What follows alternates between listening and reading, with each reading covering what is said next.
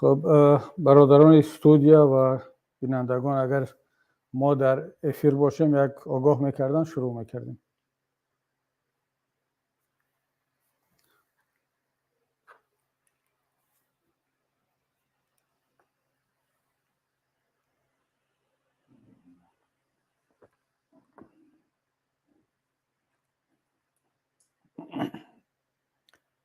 خب صدا هست؟ خیلی خوب، دیگر دوستان آگاه کردن که صدا خوب است. به نام خداوند بخشنده و مهربان، همدیاران عزیز، درود و رحمت پروردگار بر یکایک شما باد در هر کجای عالم که هستید و در هر وقتی که ما را میشنوید و میبینید. چنانه که دوستان اعلان کردن، موضوع امروزه صحبت ما باز هم جنگ روسیه و اوکراین است. ما و شما یک تحلیل خواهیم کرد که در این جنگ بین دو کشور برادر، دوست و دو ملت تقریبا هم زبان، هم دین و هم فرهنگ، یک جنگ رخ داد که هیچ کس انتظاری آن را نداشت و یک تحلیل خواهیم کرد که سناریوهای آینده برای این جنگ کدام است و از همه مهمش ما تاجیکان چی وضعیت خواهیم داشت و چی موقع باید بگیریم و این چی تأثیری برای ما همچون ملت و همچون دولت خواهد داشت. اما برادران گرامی، هموطنان و دوستان عزیز، قبل از آن که وارد این موضوع شوم میخواستم چند جمله و چند دقیقه درباره یک پدیده یا یک موضوع دیگر صحبت کنم، خیلی کوتاه، و آن هم باشد این است که امروز این برنامه ما تصادف افتاد با زادروز استاد مرحوم سید عبدالله نوری، رهبر فقید حزب نهضت اسلامی تاجیکستان و مؤسس این حزب، رهبر کمیسیه آشتی ملی که به تاجیکستان هم صلح آورد، این کمیسیه هم صلح را تطبیق کرد. و امروز این ابرمرد و فرزانه ملت زادروز دارد، یعنی زادروز داشتن، خدا رحمتشان کند. و چند جمله رو میخواستم در ابتدا بگم، اگرچه موضوع صحبت ما دیگر است و دوستان میدانند که من شخصا خودم یعنی چندان جانبداری زادروزها و به طور صنعی و ساخته درباره انسانها صحبت کردن نیستم. اما به چند دلیل من این صحبت کوتاه را خواهم کرد. اول اینکه استاد نوری خدا رحمتشون کند بالای یکایک ما حق دارن، از آن جمله بالای بنده هم که استادی بنده هست و ما ازشون خیلی چیزا رو آموختیم، و دوم بالای هر تاجیکستانی دیگر هم. و یک طرف صلح هست، استاد نوری صلح را امضا کردند و تا دم مرگ، تا روز شهادت، تمام زحمت و تلاش خود را برای حفظ این صلح انجام دادند، گذشته‌های زیاد کردند، تنقیدهای زیاد شنیدند برای صبرشان، برای گذشتشان، برای آن که پافشاری نکردند در وقتی که طرف دیگر الکی معلوم بود که این صلح را دارد میشکند، ولی باز هم صلح را اولاد دانستند و واقعا هم چون که خودشون بارها گفتند این صلح را برای ملت همچون ارمغان و هدیه آوردند. و این است که ما و شما، شخصا خودی من ضرور میدانم که هر وقت در هر جای، به هر مناسبت، به هر بهانه اگر امکان شود از ایشان یادآوری کنیم و جایگاه ایشان را قدردانی کنیم. نکته دیگر این است که من بارها در صحبت‌هایم گفتم که افراد دو گونه میشن، به خصوص شخصیت‌های معروف، سیاستمداران، رهبران.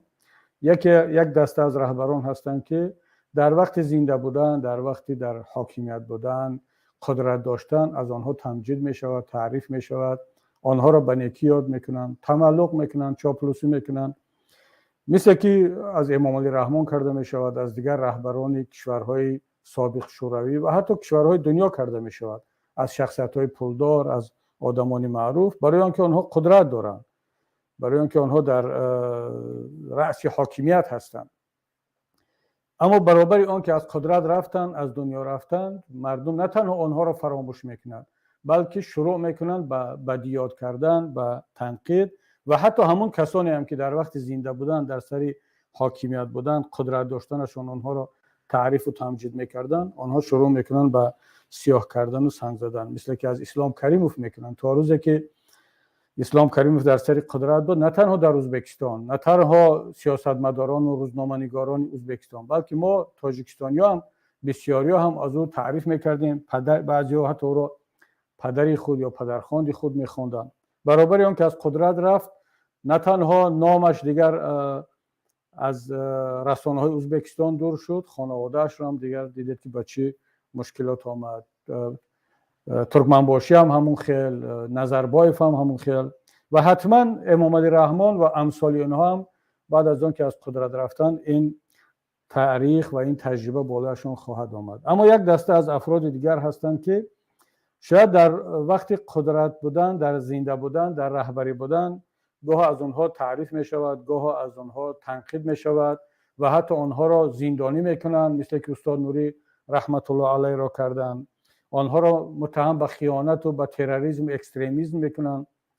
اما در طول تاریخ بعد از سرشون آهسته آهسته هر چقدری که از رفتن آنها از بین ملت فاصله بیشتر شود، همون قدر جایگاه آنها بیشتر می شود، درباره آنها مردم بیشتر صحبت میکنن و از همه مهمش نیاز به افکار و اندیشه های آنها بیشتر می شود که استاد نوری یکی از چنین شخصیت های است. هر چقدری که ما از شهادت ایشان فاصله بیشتر میگذرد، همون قدر درک میکنیم که جایگاه این شخص، افکار این شخص، نیت ها و هدف های این شخص چقدر ارزش داشتن. استاد نوری هدف جز این نداشت که یک تاجیکستانی آزاد و آباد و پیشرفته و دارای استقلالیت کامل را ببیند. بله، ایشان مؤسس یکی از احزاب قوی سیاسی دینی بود، اما به هیچ وجه نگاهش این طور نبود که دین را بالای کسی تحمیل کند، مثل که تهمت میکنن در حقش. به معنی آن نبود که بیاید برخلاف رأی مردم یک دولت کشور جمهوری دینی تشکیل کند بسازد. نه، اعتقادش این بود که هر چی مردم میخواهند همون باشد و مثل که دیگر سیاستمداران میگن. ولی این اصلا کسانی که چنین هدف دارند، چی دینی هست چی غیر دینی دنیوی هست، کسی طرفدار یک تاجیکستان قوی مستقل پیشرفته آزاد باشد، او برای حکومت‌های دیکتاتوری دیگر تروریست و اکستریمیست است. همین است که بسیاری از هموطنان ما که اونها هم هدفشون مثل ما رسیدن به یک کشور، به یک ملت آزاد و پیشرفته است، از طرف حکومت دیکتاتوری همچون اکستریمیست و تروریست اعتراف شده است. اما نکته اخیر این است که واقعا ظلمی که بالای استاد نوری و افراد مثل استاد نوری در تاریخ ملت ما شده است، مثل استاد طاهر عبدالجبار، اصلین صاحب نظرف و دهها شخصیت های دیگری که در صف اول مبارزه استقلال خواهی و آزادی ملت تاجیک بودند و واقعا ملت نسبت آنها ظلم کرده ایستاده است و فقط یگانه امید ما این است که نسل های بعدی بعد از اون که یک حکومت مردمی میآید، ملت بتواند همون طوری که این بزرگان سزاوار هستند قدر و قیمت و ارزش آنها را برگرداند، اعتراف کند و جایگاه آنها را همون طوری که باید باشد در بین مردم شناخته شوند. اما چه کنیم که عیب اینها، گناه اینها و گناه هزارها صدها هزار تاجیکستانی دیگر این است که شاید در وقت نامناسب در جای نامناسب تولد شدند. و گفتی استاد لایق، شاید گناهشان همین است که تاجیکند، تاجیک بودند و همچون تاجیک مردند، از دنیا رفتند. و یعنی اگر این بزرگواران و اون فرزانگان اگر در هر ملت دیگر می بود، حالا جایگاهشان دیگر بود، درباره نامشان دیگر چی می گفتند. اما چی کنیم که ملت ما، کشور ما گروگان یک عده از کسانی هستند که نه تنها به قدر این بزرگان نمی رسند، بلکه ملت و تمام ارزش‌های ملی را به گروگان گرفتند، تاجیکستان را تبدیل به یک کارخانه شخصی کردند و طبیعی است که دیگر چنین افراد مثل استاد سید عبدالله نوری، طاهر عبدالجبار، اصلین صاحب نظر و دهها صدها بزرگان دیگر یا به تهمت باسمچی یا اکستریمیست یا تروریست یا به هر عنوان دیگر یا به شهادت رسیدن یا زندانیان یا در هجرت قرار دارن. حالا دیگر این فرصت بود چند دقیقه خواستم یک قرض فرزندی و شاگردی و تاجیک بودن و ایمانی خدا در نزد هم روان استاد مرحوم سید عبدالله نوری و هم دیگر بزرگان ملت ادا کرده باشیم و دعا میکنیم که پروردگار جای ایشان را جنت کند و پیوندان خانوادانش را صحت و سلامت نگه بدارد و اون پیوندانی که امروز از طرف حکومت رحمانوف ظالمانه وارد زندان شدن، مثل داملا نصرت الله، مثل برادر عزیز محب الله و شنیدم که برادر استاد سید عبدالله نوری نورالله را هم بردن زندانی کردند، فقط با جرم آن که اینها گویا از خویش و تبارشان، از فرزندان خودشان که در اروپا هجرت کردند، کار میکنن، زندگی میکنن، برای زندگی شخصیشون گویا مبلغ دریافت کردند. یعنی ببینید دوستان عزیز، برای حکومت جمهوری تاجیکستان هر کسی از خارج به خویش و تبارش مبلغ میفرستد، کمک میکند، او یک جنایتکار است. شاید که امروز آنها را مهاجرین را زندانی نکنند، مهاجرین هم به فرزندان، به پدر و مادر پول میفرستند، اما اگر روز لازم شود مثل که خانواده استاد سید عبدالله نوری را امروز زندانی کردند با یگان جرم دیگر نه، با آنکه حتی اینا بنده خداها دیگر در فعالیت حزبی تأسیس نموده پدری خودشون شرکت نمیکنن، کنار رفتن از چی؟ از ترس شما حکومتداران. اما این هم دیگر کمکشون نکرد. من حالا چون فرصت نیست، موضوعی صحبت در این باره نیست، شاید که حکومتداران قبل از آن که ما بیایم در این باره باز یک صحبتی کنیم به سر عقل می آیند و این فرزندان پیوندان استاد نوری را از زندان آزاد خواهند کرد. اما حالا دیگر از ما امید دیگر نیست، چون در رفتار آنها هیچ منطقی، هیچ عقل، هیچ عقلانیت وجود ندارد که ما امید داشته باشیم. به هر صورت این موضوع رو به وقت دیگر خواهیم ماند و حالا در این فرصت فقط دعا میکنیم که پروردگار جای استاد نوری را و دیگر شهیدان، دیگر بزرگواران را که از دنیا رفتند جنت الفردوس بگرداند، این پیوندان را، برادران ما را از زندان آزاد کند و دیگر پیوندان و فرزندانی که در آزادی هستند، در هجرت قرار دارند، اونها را در صف مبارزین قرار بدهند که راه و مکتب استاد مرحوم سید عبدالله نوری را با هم ادامه داده باشیم. خب دیگر دوستان گرامی، این چند جمله بود به بهانه زادروز استاد مرحوم که امروز هست. حالا دیگر برگردیم به موضوع اصلی خودمان که این هم باشد جنگ روسیه و اوکراین هست. من 2 هفته قبل هموطنان گرامی یک صحبتی در این موضوع داشتم در آغاز این جنگ. حالا تقریبا روز 20 میگذرد از آغاز این جنگ. حالا چی وضعیت رو داریم؟ در این بین ناگفته هم نماند که من یک سفری داشتم در کشورهای اروپایی، لیتوا، پولشا، هلند و در داخل آلمان هم خیلی سفرها کردم با کارشناسان، با دوستان، با نمایندگان مجلس، با همراه هیئت پیمان ملی تاجیکستان در این کشورها، با هیئت پارلمان‌های این کشورها ملاقات‌ها بود، با کارمندان وزارت‌های خارجی، با نهادهای اتحاد اروپا، با کارشناسان، روزنامه‌نگاران و سیاستمداران. در طول 2 هفته صحبت‌های زیاد بین هیئت‌های پیمان ملی تاجیکستان و کارشناسای اروپایی صورت گرفت که موضوع اصلی باز هم جنگ روسیه و اوکراین بود.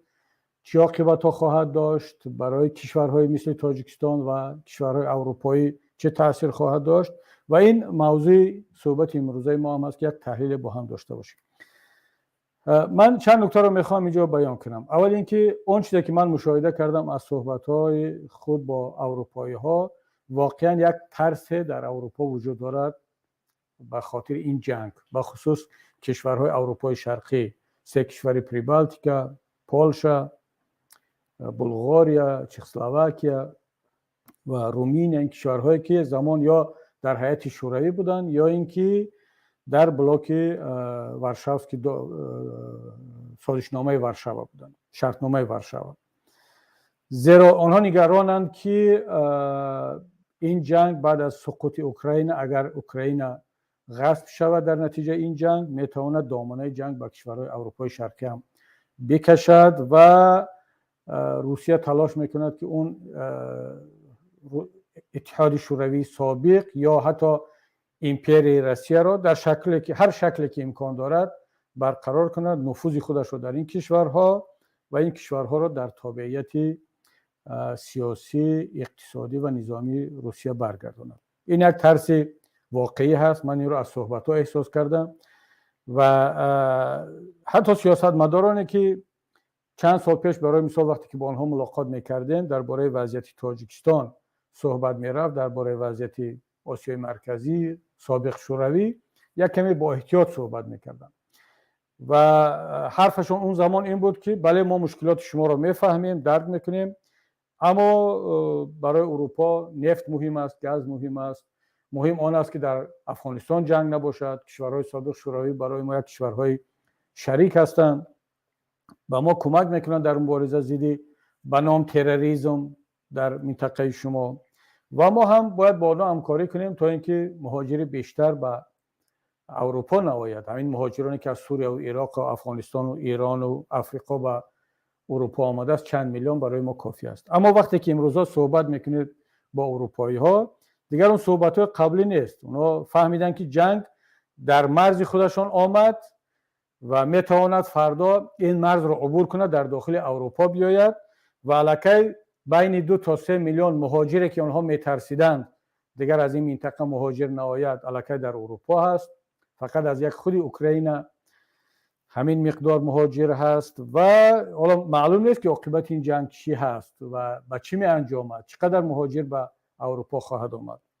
ترس دیگری اروپا از آن است که جنگ میتواند به یک جنگ هسته‌ای تبدیل شود و یعنی اینها همه در دسترس راکت و تانک و توپ و هواپیماهای روسیه هستند، بخصوص باز تکرار میکنم اروپای شرقی. در صحبت من این ترس رو کاملا احساس میکردم و دیگر آنها سوالشان این است که آیا امام علی رحمان پرزیدنت شما دوست پوتین هست یا بی‌طرف هست؟ یعنی قبلا وقتی که ما میگفتیم که این دیکتاتورها همشون با هم هستن، اینا چندان توجه نمیکردن و منم در یک صحبتم در لیتوا گفتم که چرا شما این سوال را از ما میکنید وقتی که امام علی رحمان به بروسل سفر میکرد، به پاریس سفر میکرد، به اروپا سفر میکند، شما اعتراض ندارید. امروز سوال میکنید که آیا امام علی رحمان دوست پوتین است یا رقیب پوتین یا با اون نیست؟ چون اینها دیگر به این نتیجه رسیدن که وقتی که روسیه رو پوتین رو برای خود خطر میدانند، هر کسی که دوستی او هست پس دیگر او هم خطر است، او هم رقیب آنهاست، مثل که با لوکاشنکو رفتار کرده استودن. البته این نکته را هم باید بگم که سیاستمداران تاجیکستان بخصوص دیکتاتورهای ما چندان ساده و گلو هم نیستن. آنها خوب بازی رو آموختن، بازی سیاسی رو. همین است که تاجیکستان در نشست سازمان ملل علیه روسیه رأی نداد، بلکه رأی بی‌طرفی داد و برای آنکه اونم از سانکسیون‌ها و از تحریم‌های غربی‌ها خیلی می‌ترسد، می‌هراسد و صورت حسابی که در بانک‌های اروپایی دارن نمی‌خواد زیر خطر قرار بگیرد. اما از طرف دیگر معلوماتی که ما داریم یک توافق به نظر من با سیاستمداران روسیه شده است که در سازمان ملل به خاطر نرنجاندن امریکا و غرب ما رأی بی‌طرف میدیم، اما از طرف دیگر اطراف 2000 تا 3000 سرباز ویژه برای کمک به روسیه وعده شده است. این روز یک خبر دیگر هم به ما رسید که در بین مهاجرین تاجیک در روسیه الکی سربازگیری و داوطلبان را جمع آوری کرده است تا که هر کسی که میخواهد به اوکراین برای جنگ برود نامنویس می شود و با آنها سلاح داده می شود و شاید معاش هم داده شود که در این باره بعدا خواهیم گفت. و حالا وضعیتی که در جنگ هست، وضعیت واقعا معلوم نیست که عاقبتش چی می شود و ما در اینجا 3 سناریو رو من پیش بینی میکنم. البته یک نکته رو هم بگویم، من هم مثل بسیاری از اروپایی‌ها، بسیاری از روس‌ها، بسیاری از اوکراین‌ها به این باور بودم که روسیه به اوکراین هجوم نمیکند، ولی اشتباه کردیم. باید اشتباه خود رو اعتراف کنیم و قبول کنیم که خب دیگر تحلیل‌های ما هم درست نبرآمد، مثل تحلیل ده ها و صدها نفر دیگر. اما تحلیل ما بر اساس چی بود؟ تحلیل ما بر اساس منطق بود. یعنی تمام تحلیل های منطقی دلالت به آن میکرد که نباید این جنگ شود، بین روسیه و اوکراین باید جنگ نشود، چون این به ضرر همه هست، بر ضرر اقتصاد روسیه است، بر ضرر اقتصاد اوکراین است. و حالا ما دیده ایستادیم که واقعا یک بیشترین ضرر اقتصادی رو نه تنها در روسیه و اوکراین بلکه در اروپا هم همین جنگ زده ایستاده است. نرخ‌ها به حد غیر قابل تصور بالا رفته است در اروپا هم. خب ولی منطق میگفت که جنگ نمی شود. ما هم بر اساس تحلیل های منطقی پیش بینی میکردیم، اما امروز میبینیم که نه، در این رهبران کشورهای سابق شوروی اصلا منطق وجود ندارد. همون طوری که 10 نفر میگفتن که نه این جنگ نمی شود، بر ضرر خود روسیه هست، ولی جنگ شد.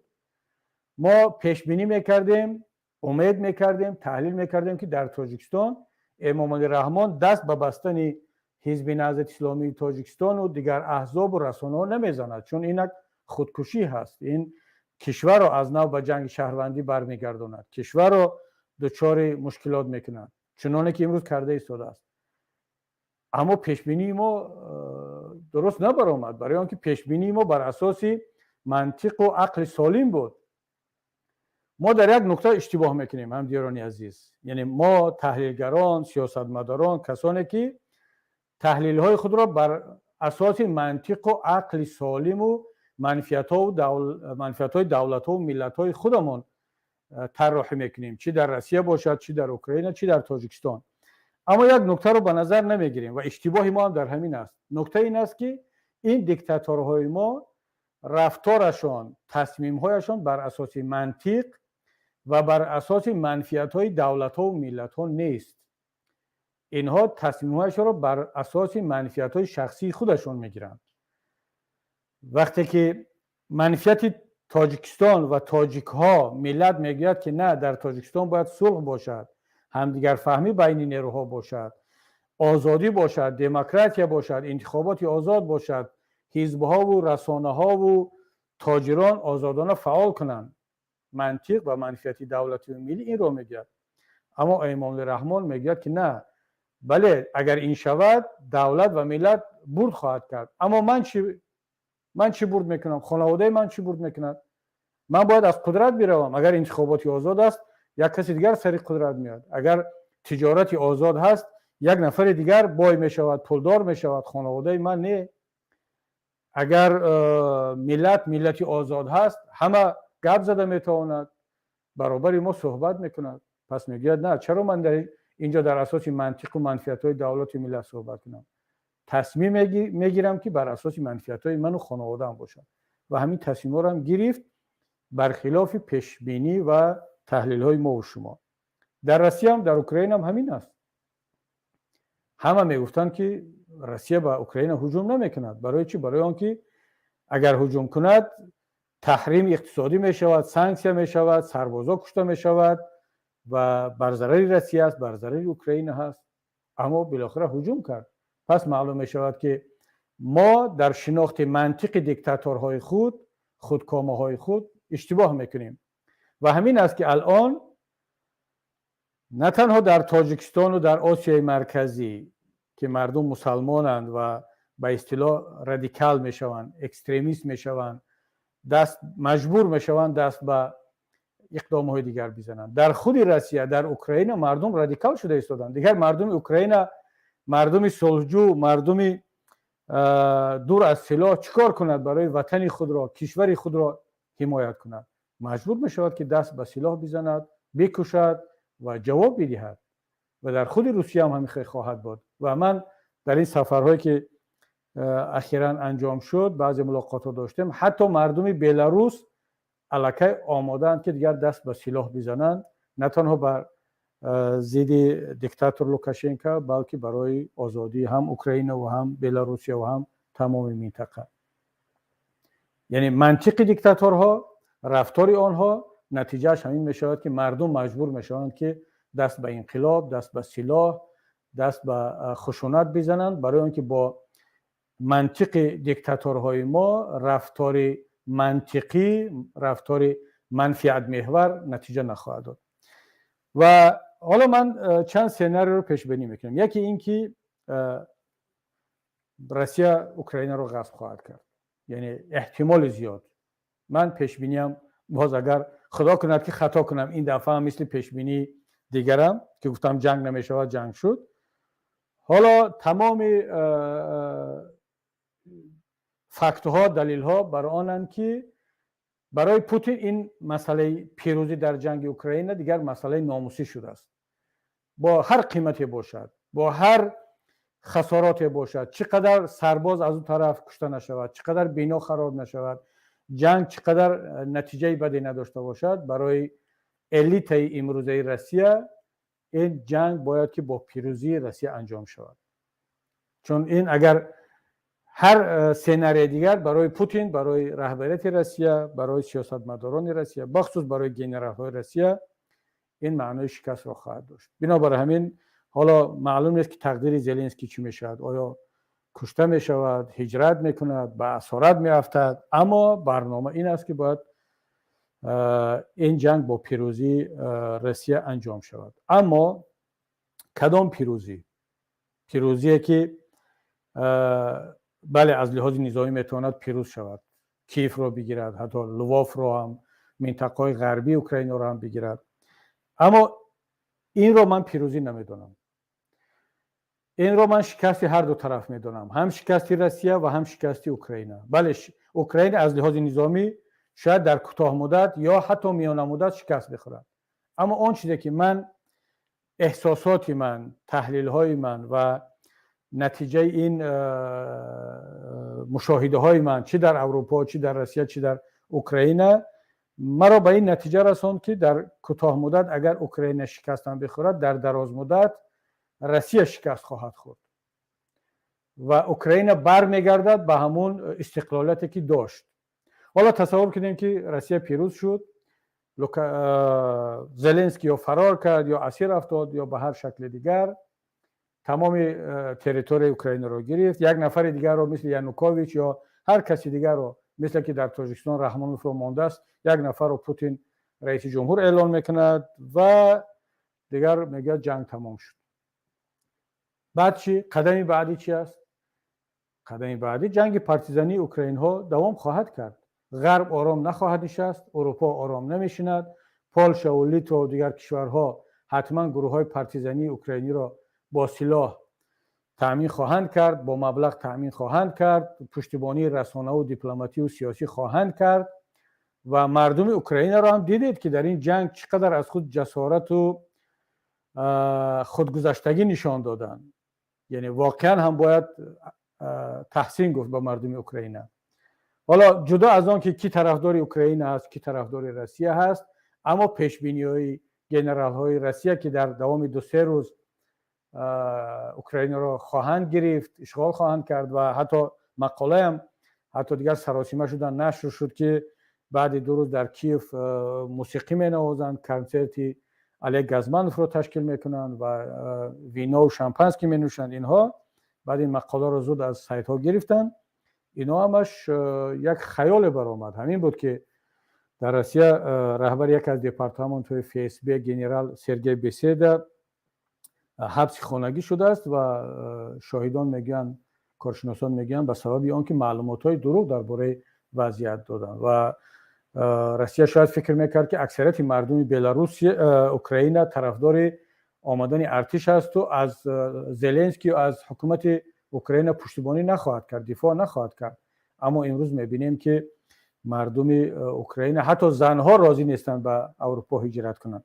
مردها که کاملا ایستادن در داخل و ما هم وقتی که با دوستای خود در اوکراین تماس میگیریم، اتفاقا تاجیکان شهروند اوکراین شده هم امروز از وطن دوم خود دفاع کرده ایستادن که واقعا هم این یک امر خیلی تعجب آور هست و خدا کند که تاجیکان همون طوری که از وطن اصلی خود از تاجیکستان انیخترش از وطن دیومشان از اوکراین دفاع کرده ایستادن، این را باید از تاجیکان اوکراین آموخت.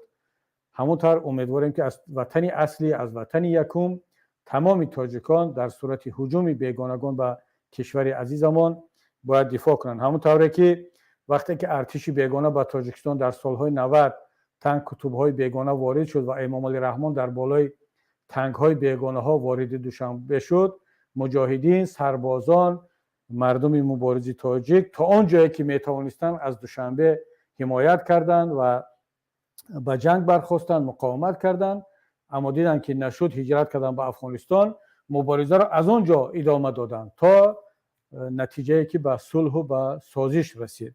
انشاءالله باور داریم که بار دیگر این ملت از وطن و از استقلالیت خود در هر صورت دفاع خواهد کرد. اما ببینید که مردم اوکراین چگونه از وطن خود دفاع کرده ایستاده است. یعنی حتی این سناریویی که روسیه پیروز می شود، در این حالت هم در دراز مدت روسیه شکست خواهد خورد، چون فشارها، سانکسیون‌های اقتصادی، تحریم‌ها تا حد خواهد بود که میان اقتصاد روسیه را خواهد شکست و خود روس‌ها هم به این الکی آماده شده ایستادند.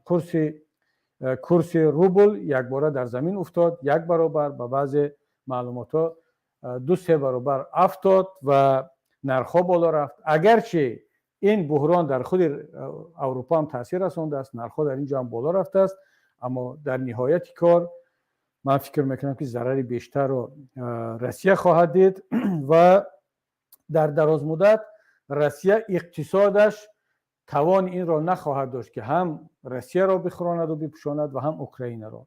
یعنی هم فشارهای اقتصادی و هم مبارزه‌های پارتیزانی و مقاومت مردم اوکراین در دراز مدت روسیه را مجبور میکنند که عقب نشینی کند و اوکراین دوباره به استقلالیت خود خواهد برگشت.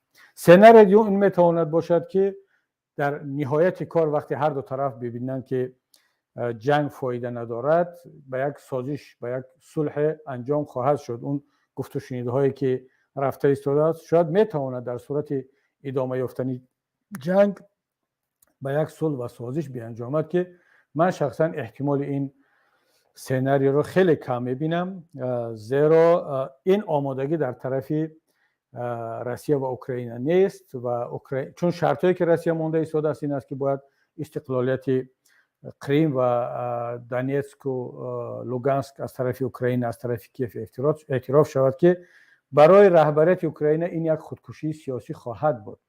اما هرچی احتمال دارد خواهد داشت، ولی من این سناریو رو احتمالش رو خیلی ضعیف میبینم، بلکه سناریوی پیروزی موقتی و کوتاه مدت روسیه شاید که بیشتر باشد. اما یک سناریوی خیلی هم ضعیف دیگر هست که خود اوکراین ها این رو میگویند، گاه اروپایی ها، که این جنگ با پیروزی اوکراین تمام خواهد شد که احتمال این خیلی کم است. اما در جنگ اطلاعاتی، در پروپاگاندا که هم اوکراین و طرفداران اوکراین استفاده کرده ایستادن، این تحلیل ها صدا میدهد. البته این گونه روحیه باید وجود داشته باشد. نمیتواند اوکراین، مردم اوکراین، سربازان اوکراینی مقاومت کنند، مبارزه برند در صورتی که آنها به پیروزیشان باور نداشته باشند. اگرچه این احتمال این سناریوی سوم یعنی پیروزی اوکراین خیلی خیلی کم هست، اما مطمئن باشید تمام بشریت، اون قسمتی که آزادی خواه است، اون قسمتی که عدالت خواه است، اون قسمتی که باور دارد به استقلالیت دولت ها و ملت ها، از آن جمله ما تاجیکان استقلال خواه، عدالت خواه و کسانی که باور داریم و میخواهیم که تاجیکستان هم یک دولت مستقل باشد، زیر نفوذ و تأثیر هیچ کشور دیگر نباشد، نه مسکو، نه پکین، نه تهران و انقره و واشنگتن و بروسل، همگان دعا میکنند که این سناریوی ضعیف عملی شود.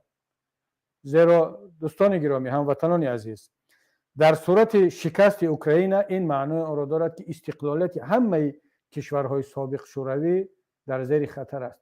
الکی زیر خطر است. چون ما دیده ایستادیم که یعنی وقتی که میخواهند زیر پرچم شوروی تانک ها وارد اوکراین شد، شما این پرچم شوروی رو دیده در بالای یکی از تانک ها. ما تاجیکان این خاطره رو داریم، در سالهای 90 در بالای تانک های که وارد دوشنبه شدن پرچم شوروی زده شده بود، نه پرچم تاجیکستان. و با شعار زنده باد SSR ما شوروی رو برقرار میکنیم. سنگک سفر و امام علی رحمان بالای تانک ها با همراه پالکون کوچکوف وارد دوشنبه شدند. 10,000 تاجیک کشته شد، بیناها خراب شدند، آزادیخوان استقلال خواهان مهاجر شدند، زندانی شدند، تا امروز هم در هجرتند. این خاطره منفی را ملت تاجیک دارد و الکی بانگ خطر زده ایستادند. بنابر همین باز تکرار میکنم، نابسته از آن که کی در کدام موقع است، چی طرف اوکراین هست، طرفدار روسیه هست، از کی حمایت میکند، موقع سیاسیش این است، هر کسی که تاجیکستانی هست، طرفدار استقلالیت تاجیکستان هست، میخواهد تاجیکستان یک دولت مستقل و کامل حقوق باشد، بعد از این حادثه باید نگران باشد، باید در فکر آن باشد که عاقبت کشور ما، ملت ما چی میشود. خب بنابر همین من این سه سناریو رو در اینجا تصور میکنم، پیش بینی میکنم و حالا دیگر ببینیم که چی میشد. اما مسئله از همه اساسی، همونطوری که در نام این برنامه ما نوشتیم، ما تاجیکان باید چی موقع بگیریم؟ هموطنان گرامی، اینجا دو موقع هست، یکی موقع سیاسی، دیگر موقع انسانی. موقع سیاسی گاه از موقع انسانی فرق میکند، اگرچه اصولا نباید فاصله زیاد باشد و نباید ما موقع های انسانی را، ارزش های انسانی را قربان موقع های سیاسی کنیم، اما گاه ها این احتمال شدنش هست و گاه ها در سیاست میشود. چرا؟ برای مثال حالا من شرح میدم. موقع انسانی این است که ما باید همه تاجیکان، تاجیکستانیان و همه کسانی که برایشان ارزش های انسانی، استقلالیت ملت ها و دولت ها ارزش دارد، باید در این مسئله در پهلوی اوکراین و اوکراین ها باشیم.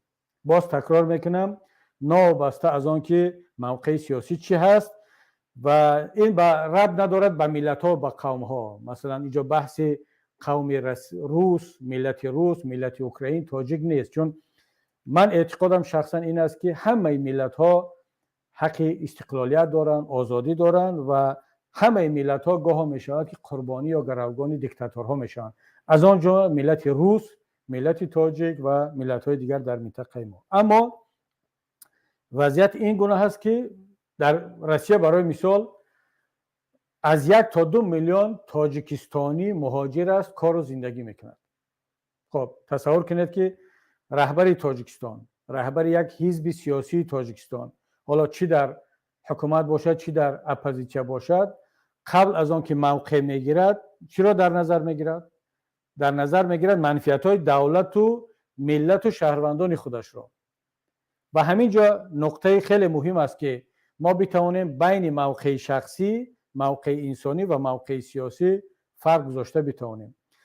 وقتی که ما همچون یک حزب سیاسی، همچون یک حرکت یا همچون یک حکومت موقع میگیریم، باید اول موقع یا منفعت دولت و ملت خود، شهروندان خود را در مد اول قرار بدهیم و خیلی آشکار و شفاف، صاف دلانه از روی وجدان بگیم که موقع انسانی ما این است، عدالت این را طلب میکند، اما چون منفعت های دولتی و ملی ما میتواند لطمه بخورد، ضربه بخورد، منفعت های شهروندان ما در روسیه یا در هر کشور دیگر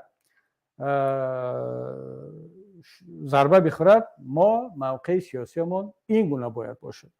بنابر همین وقتی که ما در باره تاجیکان، موقع تاجیکان، تاجیکستان صحبت میکنیم، باید ببینیم که کی صحبت کرده ایستاده است. همون طوری که گفتم، یک تاجیک استقلال خواه، استقلال دوست، عدالت پرور، شک در آن نیست که در این مسئله در پهلوی مردم و ملت اوکراین قرار خواهد گرفت. برای چی؟ برای اینکه خودش را تصور میکند که اگر همین وضعیت در تاجیکستان عزیز ما رخ بدهد، من چیکار میکردم؟ مثلا من همچون یک انسان چیکار میکردم؟ دقیقاً مثل یک اوکراینی میگرفتم سلاح و از وطنم، از آزادیم، از استقلالیتم، از هویتم، ننگ و ناموسم دفاع میکردم. دقیقاً مثل یک روس اگر بر روسیه هر کسی هجوم کند، دقیقاً همین گونه رفتار میکرد. امریکایی، آلمانی، افغان، تاجیک، ازبک فرق نمیکند. پس این موقع شخصی ما است. اما وقتی که در یک نفر مسئولیت یک ملت، مسئولیت یک کشور، مسئولیت یک حزب، مسئولیت میلیون ها مهاجر را بر دوش دارد، دیگر او حق ندارد بیاد بگوید که چون موقع شخصی من همین است، باید همین گونه باشد.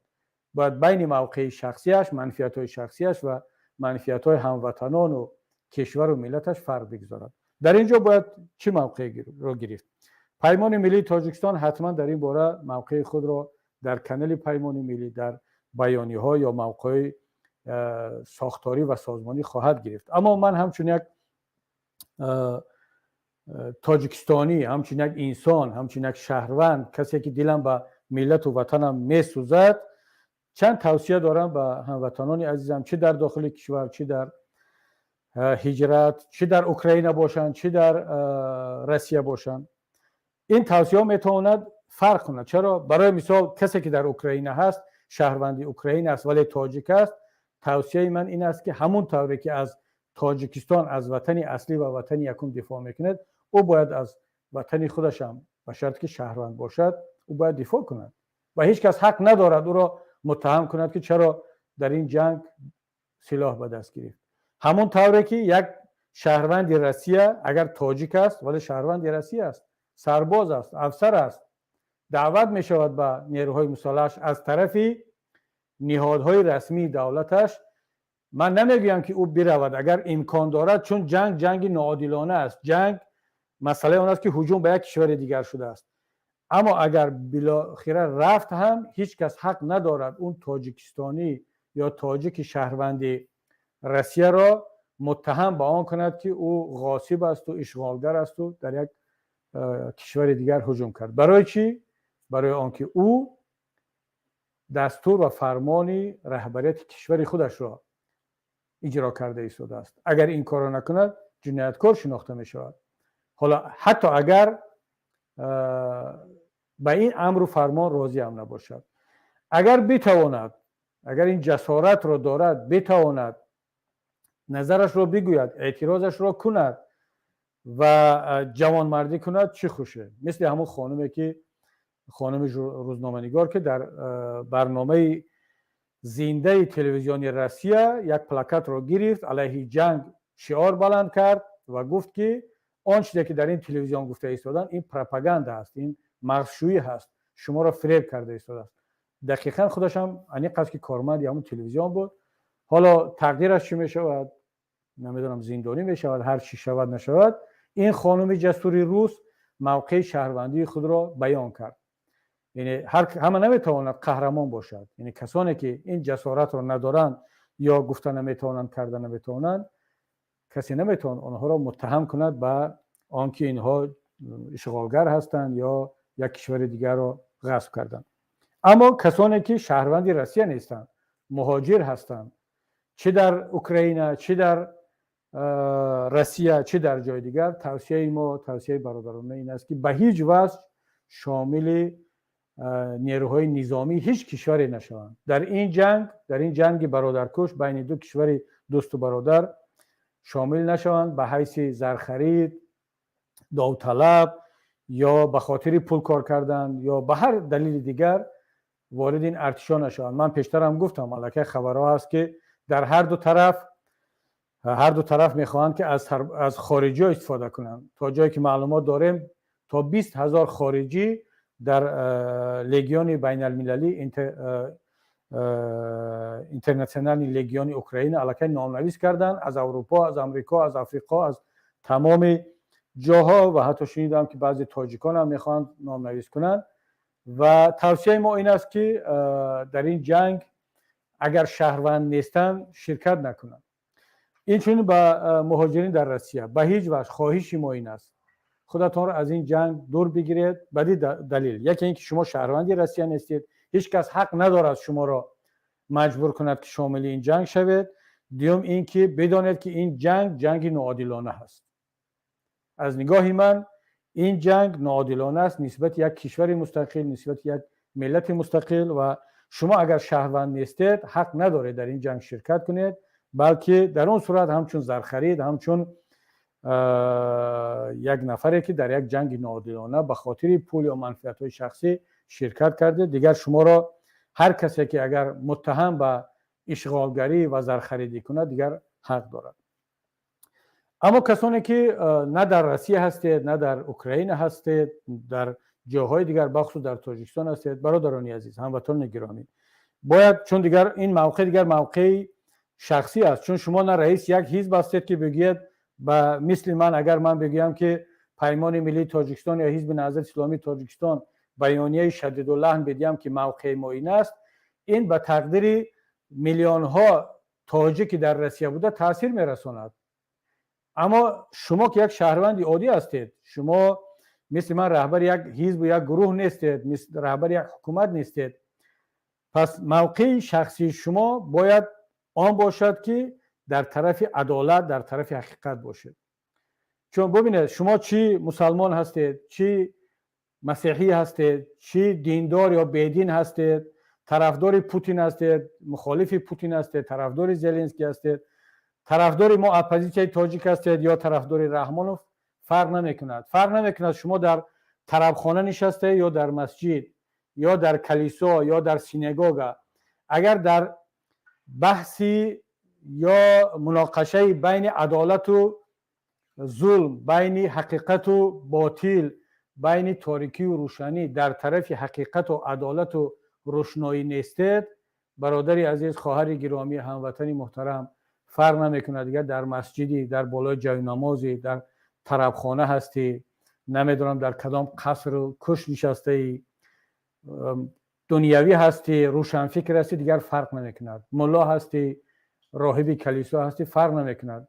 وقتی که تو در طرف ظالم هستی، در طرف باطل هستی، مخالف استقلالیت یک ملت و یک کشور هستی، دیگر فرق نمیکند.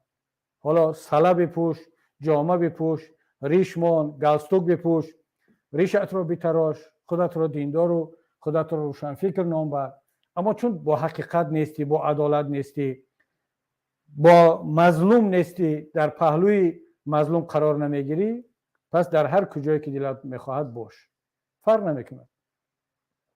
توصیه ما، خواهش برادرانه ما این است که در این مسئله از لحاظ شخصی در پهلوی حقیقت، عدالت، استقلالیت ملت ها، آزادی ملت ها باشد. اما اگر شما یک مسئول هستید، یک نفر هستید که از حرف شما، از موقع شما منفیت های دولتی ضرر میبیند، منفیت های ملت ضرر میبیند، تقدیر ده ها، صدها، شاید هزارها انسان ضرر میبیند، بله شما نه تنها حق دارید بلکه وظیفه دار هستید که حرف خودت را، موقع سیاسی گروهت را، سازمانت را، حزبت را، دولت و حکومتت را طرز باید بگیری که دیگر منفیت های دولت و ملتت و کشورت و حزب و سازمانت و مهاجرینت زیر خطر نگیرد. نمیتوانم دیگر من بگم که برای من فرق ندارد که مهاجرین تاجیک در روسیه به چه دچار میشوند، تاجیکستان، ملت تاجیک به چه دچار میشود،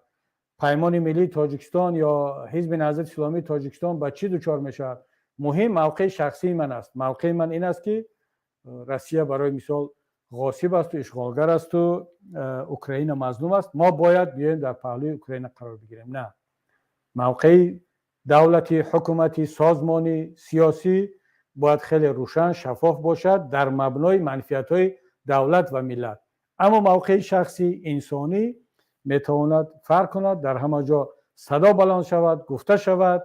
باید که ما و شما همچون مسلمان، همچون تاجیک، همچون انسان از عدالت، از حقیقت، از مظلوم، از واقعیت ها دفاع کرده باشیم.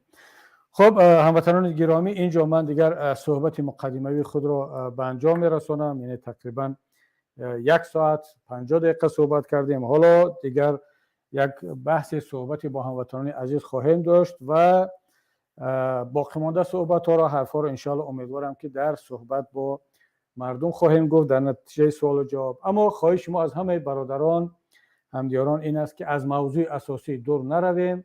سوال ها، ملاحظات در اطراف حادثه های اوکراین و ربطی آن با ما تاجیکان، تاجیکستانی ها باشد، انشاءالله که امیدوارم که برادران و خواهران این خواهش ما رو به نوبت خواهند گرفت. اگر کسی که از موضوع دور رفت، حالا خیلی دور رفت، دیگه طبیعی است که قطع خواهد شد و بخصوص کسانی که تحقیر و توهین نسبت هر طرفی که باشد روا میبینم. خب بسم الله. برادر احمد جان بفرمایید اگر سوال گفتنی داشته باشید. سلام علیکم اکا. و علیکم السلام. انشالله خوبی اکا. سلامت باشید برادر عزیز. در پاتون خوری نخلد برادر. سلامت باشید. الله حفظ کنه. پیشکی گفتین که مقصد در همین بابت همین موضوعی که باشه نه عذری زیاد که یک سوال دارم که مقصد در این بابت نیست نه کوتاه هست کوشش کنید که زیاد دوری بد نه نباشد ولی کوتاه هست بفرمایید به طور مقصد استثنایی. گروهی که مقصد گروه بسیار شما خوب میشناسید در بیرون با شما با برادران شما رفت آمد دارن اما سهراب ظفر در یک جا میگوید که مقصد ما رفت آمد داریم اما یک جا نیستیم سبب بش را خودشان چرا نمیگویند برادر عزیز سوال شما واقعا از موضوع دور است. من معذرت میخوام برادر احمد جان، خواهش میکنم همین سوال رو به گروه 24 بدهید در برنامه هایشون، چون که موقع ما در این مسئله خیلی روشن است، خیلی شفاف است. ما آماده گفتگو و همکاری با همه نیروهای مبارز در خارج در داخل هستیم. باز تکرار میکنم با ما زنگ بزنن، آدرس بتین، من خودم شخصا میروم، اما چرا نمیکنن، برای چی دیگر از اونها پرسیده شوند و شاید وقتی اون رسیده است که دیگر همین موضوع را دیگر خاتمه بخشیم. برای چی وقتی که برادر یک دوست نمیخواهد همکاری کردن چی لازم فشار آوردن، مجبور کردن و همون بازم همون بنده خدا مجبورن که همون دلیل های پیشینه رو تکرار کنن و به نظر من دیگر لازم نیست. همه چیز روشن است، همه چیز معلوم است. دیگر توکل به خدا. اگر حرف درباره موضوع روز نداشته باشید دیگر با شما خداحافظی کنیم. خداحافظ، الله نگهبان. خدا نگهبانت برادر، سلامت باشید. خب نفر با نام اتحاد بفرمایید. السلام علیکم و رحمت الله و برکاته. و علیکم السلام. امیدوارم که خوب هستین برادر محیدین کبیری. سلامت باشه برادر، بفرمایید. ببخشید که من هم از موضوع نمیسال این به تاجیکستان داخل دارد سوال دادنی بودم که درباره همون چی گویم همون نقشه که شما در وقت انشالله که به سر قدرت آمدید در تاجیکستان مثال همون رو پیشنهاد میکنید برای مردم تاجیک، همون رو شما در کجا گذاشتگید که مثال ما همون رو دیده نمیتوانیم؟ مثال در کدام سایت گذاشتگی هستید؟ نمیشود که مثال من به همین شما پیشنهاد داشتم که همون رو مثال سیل که همون میگن در یوتیوب گذارید که ما در اومده همون رو خونیم، یا که شما خودتان گفته بودید که مثال ما آنها رو شرح میدیم در همین برنامه های یوتیوبی. بله تشکر برادر عزیز. بله اگرچه کمتر دور است از موضوع اما بسیار نکته خوب رو گفتید. من تا خبر دارم برنامه متن کامل برنامه پیمان ملی تاجیکستان در حجم بیشتر از 70 صفحه در چندین سایت گذاشته شده است، از اون جمله سایت پیام، سایت چندین سایت های دیگر. اما شما درست گفتید حتی شاید در صفحه های رسمی پیمان ملی در فیسبوک و دیگر شبکه‌ها گذاشته شده باشد.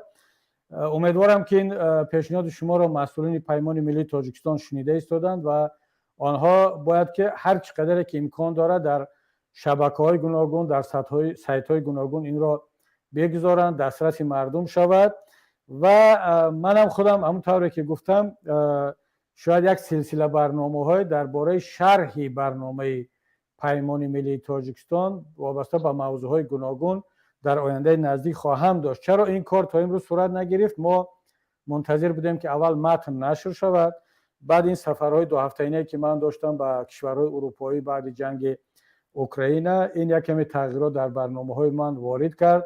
اگر شما برادران یادتان باشد ما یک طرح دیگر رو 100 سوال و 100 جواب رو هم راه اندازی کردیم تا نمیدونم 14-15 سوال جواب داده شد. اما همین سفرهایی که بسیار لازم بود، عاجل بود، این برنامه داره هم تغییرات وارد کرد. امیدوارم که شما ما رو خوب درک میکنید، برای آنکه اگر این سفرها انجام نشوند ما بیشتر از 3 تا 4 هزار مهاجر تاجیک از اوکراین به اروپا آمد از طریق پولشا و خدا را شکر که برادران ما در پولشا یک سیتا تشکیل کردن.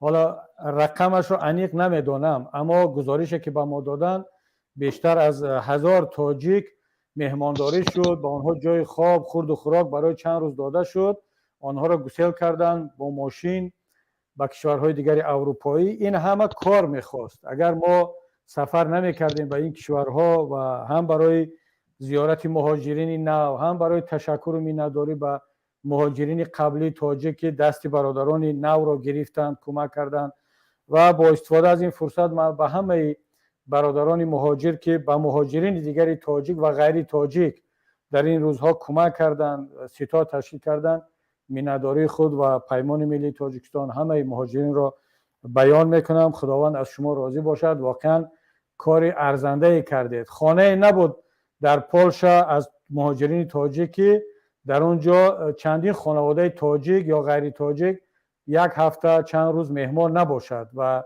خوراک خود را تقسیم کردند، جای خواب خود را تقسیم کردند.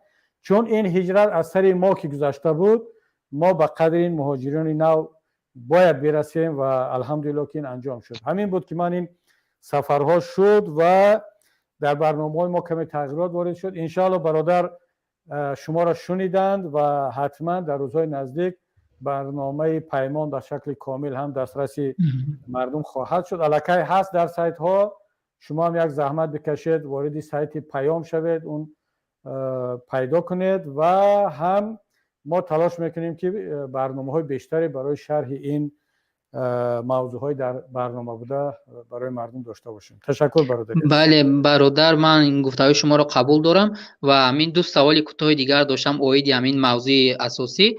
همین گفتنی بودم که شما به همین سوال از نگاه سیاسی و از نقطه نظر واقعی شما مثال همین به همین سوال جواب میدادید که همین اوضاع همین روسیه و اوکراین با همین مبارزه ما و شما مثال برادران مبارز چی مثال تاثیر رسانده میتواند؟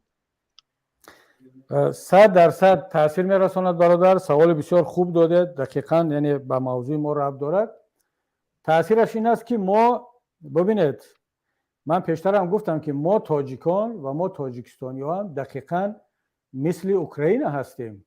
یعنی استقلالیت کشور ما هم زیر خطر است. حتی قزاق‌ها، قرقیزها، ارمنی‌ها دیگران گفته ایستادند که کفالت میدهد که فردا با یک بهانه، با نمیدونم هر بهانه دیگر همین حادثه در تاجیکستان تکرار نمیشود. یک بار در سالهای 90 تکرار شد.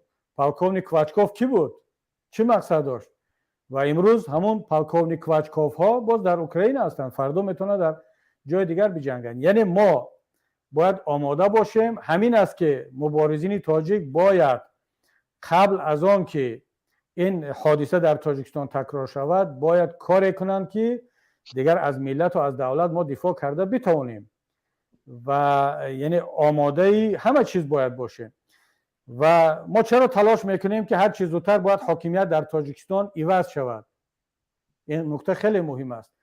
حکومتی که خودش دست نشانده هست، حکومتی که خودش با همین راه به سر قدرت آمده است و همیشه او باید یا تابع مسکو باشد یا پکین باشد یا یک پایتخت دیگر باشد. من حتی از یک چیز دیگر نگرانم برادری عزیز، این نکته را هم خیلی توجه کنید. حتی اگر این جنگ اوکراین و روسیه به یک چیزی انجام بیابد که روسیه ضعیف شود و دیگر نتواند منطقه‌های دیگر را کنترل کند، تاجیکستان و قزاقستان را، من از آن نگران هستم که امام علی رحمان باز لجام ملت تاجیک و کشور تاجیک را به یک ابرقدرت دیگر، به چین یا به جای دیگر خواهد داد. امام علی رحمان بدون یک خواجه خارجی نمیتواند حکومت کند مستقلانه. یا باید روسیه از او حمایت کند، ارتش یا کمکش کند، یا خیتا یا اون کشور دیگر.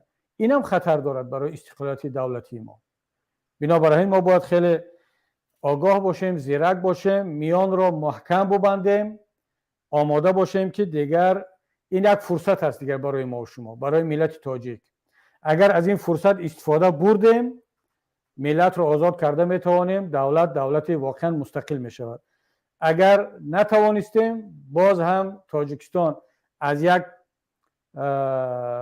کشور ابرقدرت خلاص می شود، در دست یک ابرقدرت دیگر می افتد که شاید اون بدتر باشد از اون وضعیتی که امروز داریم.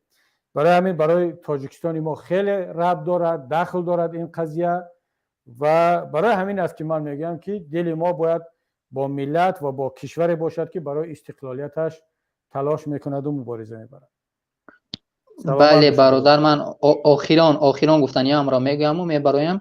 من گفتنی هستم که مثال ما در همین شب و روزها در روسیه هستیم و از همینجا دیده ایستادیم که چقدر مثال وضعیت روسیه در چی حالت است.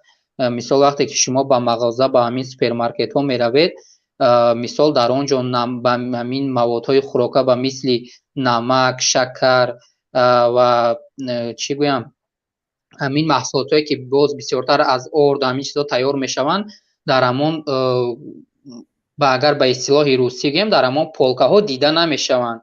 تا همین درجه احوال روسیه حاضر بد شده است و گفتنی هستم و در اینجا گفتنی هستم که ما طرفدار اوکراین هستیم و این حمله روسیه را به اوکراین شدیداً محکوم میکنیم. سلامت باشی برادر. من یک سوال کوتاه دارم، خیلی کوتاه جواب بدید، بعد نوبت دیگر دوست دارم شود. شما خودتان حس کرده اید که وضعیت اقتصادی در روسیه بد شده است، بد می شود. حتی در اروپای ما هم بنزین الکی 1 یورو قیمت شد. در بنزین و دیزل در فروشگاه ها الکی از 2 تا 3 یورو شده است. آرد همه چیز قیمت شده است. در روسیه وضعیت از این بدتر خواهد شد. شما جای کار نخواهید داشت. شما جای کار شما را مجبور میشوند که با خود روس ها یا با اوکراین هایی که از این منطقه جنگی میروند طرفداران روسیه بدهند. آیا وقتی اون نرسیده است که شما مهاجرین برگردید به وطن، به تاجیکستان و جای کار را در تاجیکستان پیدا کنید و کار کنیم که دیگر در تاجیکستان باشیم همه امان.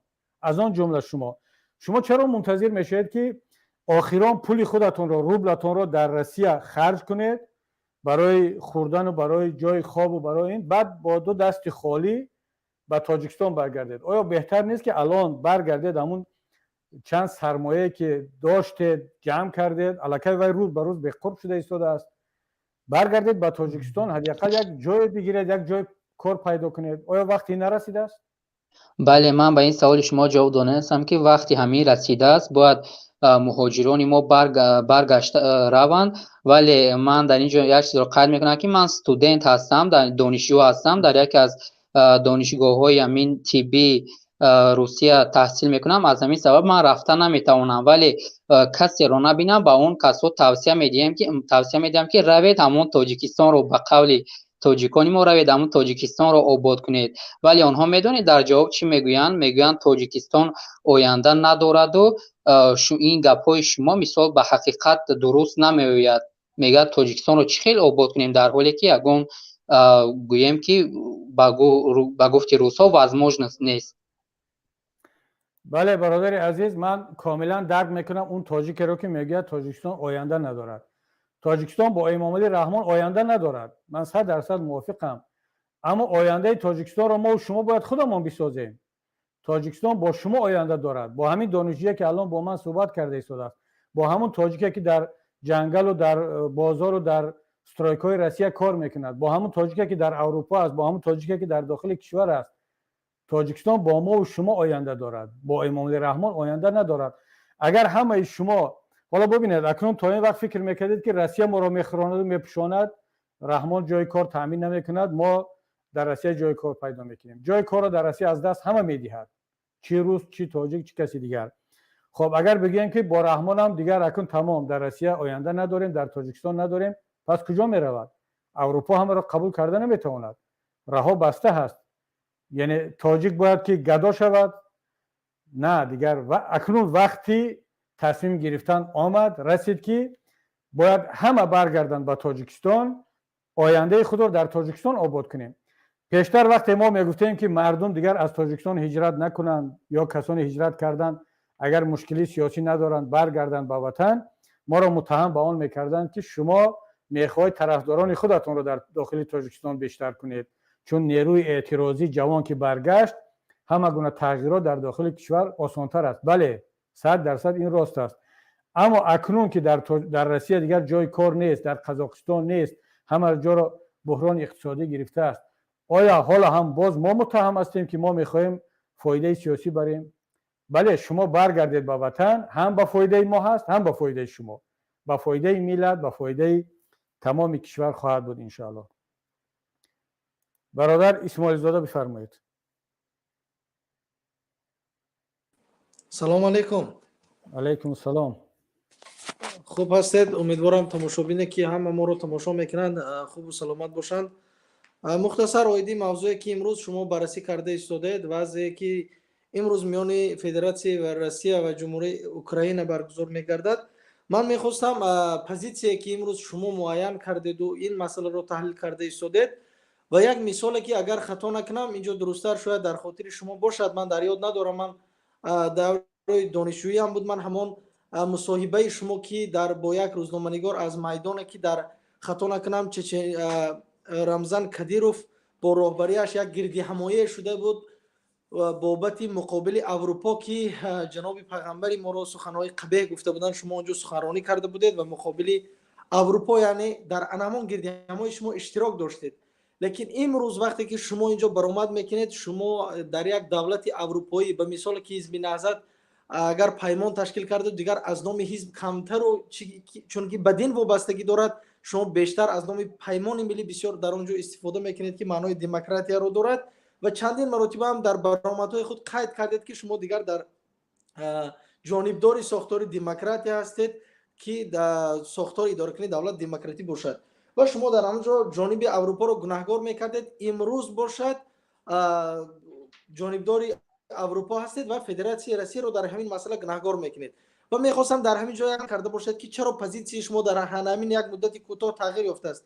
دوم مسئله، چرا جامعه جهانی، من در اینجا نمیگم که من روسیه رو جانبداری میکنم، من همچون یک نفری که تحلیل خودم رو دارم میگم که چرا در سال 2003 امریکا واردی با معنای شکستی حکومت صدام حسین وارد عراق شد، لیبیا رو به چنین حالت آورد که شما صفت زندگی لیبیا شخصا برای من از روی معلوماتی که من خودم تا حال خوندم و به خودم معلومات گرفتم که زندگی مردم کنونی که در لیبیا هستند از همان دوره که قذافی بود خیلی همان دور بهتر بود برای مردم.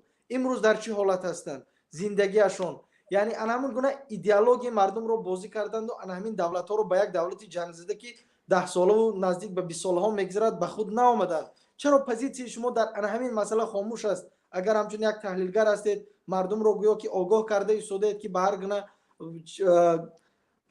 دعوت‌های حربی این و یا اون دولت که حتی شهروندی هم دارید نروید، لیکن چرا همین تحلیلی که برنامه‌ای که دارید، تحلیل‌های تاریخی که حداقل 20 سال اخیر با وجود آمد نمیکنید؟ و آخرین نکته رو میخوام به شما بیان کنم. من در برآمد پیشینه شما یک اراده گرفته بودم و شما به من جواب دادید که او هر یک نفری که خواه شما هستید خواه نفر دیگر که اعضای پیمان ملی هستند، آنها گویا که فعالیت بلاگری میبرند و در پرامای افری خودش در پخش‌های مستقیم خودش هر نقطه رو میگد و این نقطه امکان دارد که از چهره پیمان نباشد و نظری خودش باشد. لیکن ببخشید شما امروز همچون یک گروه سیاسی از خود شما سر کرده چنین بلاک ها رو سازمان دادید و مردم رو هم وقتی که به تماشا دعوت میکنید و جلب میکنید مخصوص به خاطر فکرهای سیاسی، همچون گویا که یک گروه سیاسی بودن شما رو گوش میکنند. لیکن اگر شما در شخصیت در سخنرانی که علایده سخن میکنید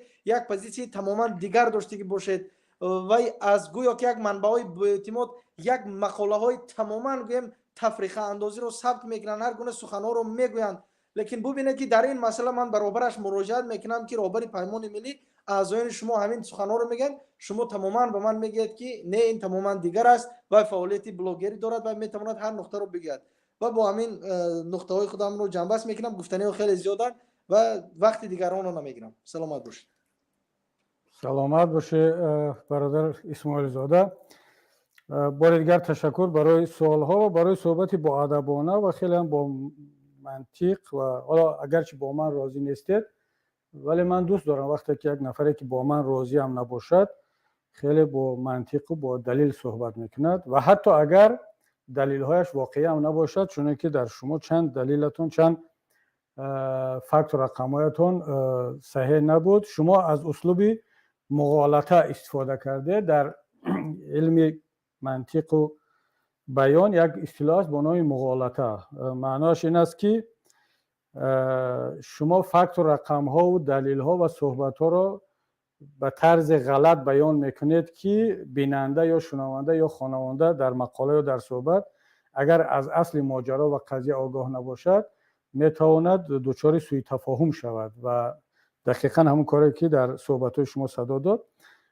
در چند حالت، برای مثال سوال اولتون درباره صحبت من یا شرکت من در چچنستان در راهپیمایی 1 میلیونه که برای محکوم کردن کاریکاتورهای ضد پیامبر اکرم صلوات الله علیه برگزار شده بود. شما موقع شخصی مرا درباره مناسبت شخصی هم با دیکتاتورها را در عموم میدونید که من با دیکتاتورهای دنیا چه مسلمان چه غیر مسلمان از اول تا امروز چه موقع داشتم. بله، از من دعوت شده بود همچون وکیل مجلس نمایندگان و رهبر حزب نهضت اسلامی تاجیکستان که در این راهپیمایی که به خاطر پیامبر اکرم و دفاع از پیامبر اکرم برگزار شده است شرکت کنم. اگر به من حالا رمضان کدیروف اون طرف استاد، هر دیکتاتور دیگر، هر مسلمان غیر مسلمان دعوت میکرد چون هدف مسئله دفاع از پیامبر هست، من شرکت میکردم. من در گراز رفتم، شرکت کردم، صحبت کردم، سخنرانی کردم. حتی یادم هست که وزیر اون وقته چچنستان که مسئول من بود، آقای جنبولاتوف، حالا معاون سروزیر چچنستان شده است که مرا همراهی میکرد در این سفر، از چند صحبت من خواهش کرد که من در صحبت‌هایم در چچنستان چون مهمان رمضان کدیروف هستم از کلمه دیکتاتور و رژیم اتوریتری و اینا استفاده نکنم چون که ممکنه ناراحت شوم. گفتم این موقع شخصی من است، یعنی من مهمانش بودم، در همونجا موقعم رو آشکار میگفتم که مناسبت من با دیکتاتورها و رژیم‌های اتوریتری و دیکتاتوری چی است. من بله از رمضان کدیروف برای همون کارش تعریف کردم، اما معنی ندارد که من دوستان زیادی چچن دارم که در زندان‌های چچنستان بودن هستند و تا امروز عذاب میکشند. من اینها رو باید بگم.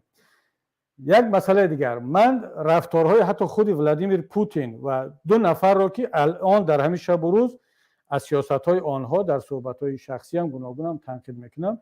یکیش پرزیدنت روسیه است، دیگرش پرزیدنت ترکیه هست.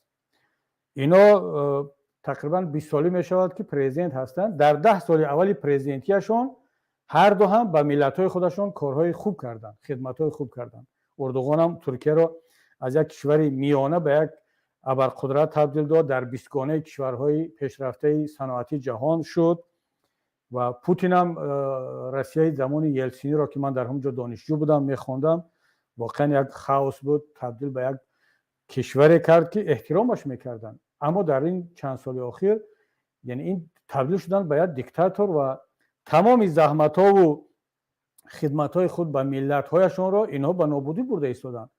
خب اگر من در 10 سال پیش از پوتین، از اردوغان، از هر یک رهبر دیگر، حتی از امام علی رحمان هم اگر تعریف کرده باشم برای یگان کاری خوبش، امروز برای اشتباهشون اگر تنقید کردم، مگر شما مرا باز میاد با این اسلوب مغالطه میگوید که شما مثلا در فلان سال از پوتین یا اردوغان یا امام علی رحمان تعریف میکردید، امروز تنقید میکنید، مگر این موقع شما تغییر خورده است؟ نه، موقع من همون موقع هست، رفتار اونها تغییر کرده است. من در اون وقت کاری خوب رو تعریف میکردم، امروز هم میکنم، حالا کاری بد رو در اون وقت هم تنقید میکردم، حالا هم میکنم. شما چرا میگید که من در اون وقت اروپا را تنقید میکردم و امروز در اروپا نشستم؟ کی من اروپا را تنقید کردم؟ کی من روسیه را تنقید کردم؟ کی من تاجیکستان و ترکیه را تنقید کردم؟ من افراد علاهیده را تنقید میکنم. در اون وقت من همون ژورنال مجله حالا نامش فراموش کردم، یا یک فرانسوزی بود یا دیگرش دنیگی بود، اون روزنامه نگار و روزنامه رو من تنقید میکنم، یا کسانی که از این عمل جنایی پشتیبانی کردن. همه اروپا با این کار راضی نبودن که من اروپا رو تنقید کنم. من امروز همه ملت روس یا همه روسیه رو تنقید نمیکنم، برای اینکه روسا گناهکار نیستن. میلیون ها روس مخالف همین جنگ هستند. مگر همون خانومی که پلاکت رو گرفت در تلویزیون برآمد کرد روس نیست؟ چرا ما او رو تنقید کنم؟ بنابراین همین از این اسلوب مغالطه برادر عزیز استفاده نبرید و شما فکت و رقم رو وقتی میارید دقیق بگید که مثلا کدام حالت بود، چی گفته شد و برای چی. اما در مسئله امریکا و هجومش به عراق، خب کی گفته است که اون هجوم امریکا به عراق و به لیبیا و به افغانستان هجومی درست بود؟ مگر ما در همون شب و روز تنقید نمیکردیم؟ حالا هم تنقید نمیکنیم؟ مگر شما صحبت‌های ما رو در اون وقتا نمیشنیدید؟ عجیبش این است که من در اون وقتا تنقیدهای خودم رو در واشنگتن میکردم. من یادم هست وقتی حتی در دوشنبه هم کندالیزا رایس وزیر خارجه امور امریکا وقتی که در زمان بوش تاجیکستان آمده بود، برادر اسماعیل زاده، ما ملاقات داشتیم. از من سوال کرد. کندالیزا رایس گفت که شما رهبر حزب نهضت اسلامی تاجیکستان هستید، ما الان به عراق هجوم کردیم و فردا شاید که باز به ایران هجوم کنیم یا به کشور دیگر، موقع شما چگونه خواهد بود؟ چون ما برای دموکراسی و عدالت و برای از بین بردن سلاح شیمیایی اون وقت میگفت در عراق هستیم. من آشکار گفتم که خانم کندالیزا رایس، من درست است که طرفدار دموکراسی هستم در سراسر جهان، اما فراموش نکنید که من تاجیکم، من باز مسلمانم و معنی ندارد که اگر شما به یک کشوری مسلمانی هجوم کردید، اگرچه در رهبر این کشور مسلمان یک دیکتاتور هم باشد، اگر من احساس کنم که هجوم شما غیر عادلانه هست و بر علیه دین من و ملت من است و ارزش‌های ما هست، مطمئن باشید که اولین کسی که با شما مبارزه خواهد بود ما خواهیم بود. حتی در همون صحبت شادی شابدالوف هم بود، رهبر حزب کمونیست هم بود. گفته شادی شابدالوف هم این موقع ما را طرفداری کرد. گفتم ببینید شادی شابدالوف کمونیست است، ولی چون تاجیک است، خونی تاجیکی و مسلمانی دارد، در این مسئله با شما نخواهد بود. ما در تاجیکستان در صحبت آشکار با وزیر امور خارجه امریکا موقع ما را بیان کردیم که ما مخالف این لشکرکشی ها و جنگ ها هستیم. اما شما با کدام دلیل میگویید که ما هجوم امریکا را در کدام صحبت یا در کجای طرفداری کرده باشیم، چه به عراق باشد چه به لیبیا؟ بنابراین برادر این اسلوب مغالطه در این جاها به در نمیخورد. بله وقتی که ما در عموم میگوییم که در امریکا دموکراسی است، در اروپا دموکراسی است، در روسیه و در تاجیکستان و کشورهای ما دموکراسی نیست، در اونجا ظلم هست، شما این مسئله ها را، تنقیدهای ما را میارید با فکت های دیگر آمیخته میکنید، با همون اسلوب مغالطه میخواید در ذهن مردم جا کنید که گویا ما فلان وقت این گپ گفتیم. نه، موقع ما همون موقع است. بخصوص در مسئله جنگ با یک کشور مستقل، فرق ندارد اون جنگ با اوکراین است، تاجیکستان است، لیبی است یا عراق، افغانستان. بازم تکرار میکنم در مسئله بلاگرها. برادری عزیز، بله من 100% بارها تکرار کردم که چه بلاگر حکومتی است، چه تلویزیون شبکه یکمی تاجیکستان است، چه برنامه اصلاح است، چه برنامه شخصی من است، در آن باید تحقیر و توهین و رسیدن به شخصیت و به مسئله های خانوادگی آدم نباشد. خب این حرف رو چند بار باید بگیم؟ اما یک نفر میگوید که بله من عضو پیمانم، عضو نهضت اسلامی تاجیکستانم، اما این موقع شخصی من است، حرفی من را همچون حزب سیاسی نمیشنود، گوش نمیکند. میگه سرچشمه معتمد دارم، من به این نتیجه رسیدم که فلانی این کار کرده است، فلانی بز است، فلانی خیانتکار است. خب میگه موقع شخصی من است. خب من چیکار کنم؟ من بیا بگم که کانال اصلاح کلیدش پرولش در دست من نیست که من ببندم، که یا کانال دیگر یا یگان نفر دیگر. چیکار کنیم؟ ما خواهش میکنیم، توصیه میکنیم که برادر نکنید این کار رو. دیده ایستادید که این چوبش رو پیمان میخورد، چوبش رو نهضت میخورد، چوبش رو این برادران دیگر خودشان میدانند که در ما دیکتاتور نیست. اگر ما مثل حکومت تاجیکستان و مثل تلویزیون های تاجیکستان می بود، امام علی رحمان چیزی که بگید تمام شبکه ها، تمام بلاگرهای حکومتی همون رو تکرار میکنند. سفید بگید سفید، سیاه بگید سیاه. شما فکر میکنید که در ما هم همین است. برادر در ما این خیلی نیست. در ما هر کس مستقل است، نظرش رو میگه. ما زاره میکنیم، توالا میکنیم، توصیه میکنیم که برادر این کار رو نکن، اما در دست من نیست که دیگر من این کار رو بکنم. امیدوارم که این برادرانی که حرفای ما رو میشنوند، این ارادهای شما رو میشنوند، این را در آینده به نظر خواهند گرفت و درک میکنند که خب بالاخره باز چوب این حرفا رو، این سیاست ها رو بازم رهبریت و پیمان و نهضت اسلامی تاجیکستان میخواد. خب تشکر برادر دیگر با نام باباجان خه، اگر نامش رو پورا می نوشت بهتر بود، بفرمایید. خب مثل که صدا روشن نیست برادر، شما درست کنید صدا رو، بعد انشاءالله در افیر خواهد بود. برادر محمد تقایف، اگر درست خوانده باشم نام رو بفرمایید. استاد سلام علیکم. و علیکم السلام. آواز شما خیلی بزه، خیلی خشخ زده است. نمیدونم چی با. شاید در دستگاه شما چنین باشد. حالا از دوستان استودیو خواهش میکنم که آیا در دیگر جا همین است یا آواز صدا براره؟ من صحبت دارم با شما برادر محمد. اگر خوب شد صداتون نقص شد، خیلی بزه بود. سلام علیکم دیگر. و علیکم السلام، بفرمایید. امید دارم خوب هستید استاد. سلامت باشه برادر، بفرمایید. اگر صحبت گفتنی باشه در موضوع. ها، در موضوع همین اوکراین و روسیه صحبت رفته است. بله بفرمایید.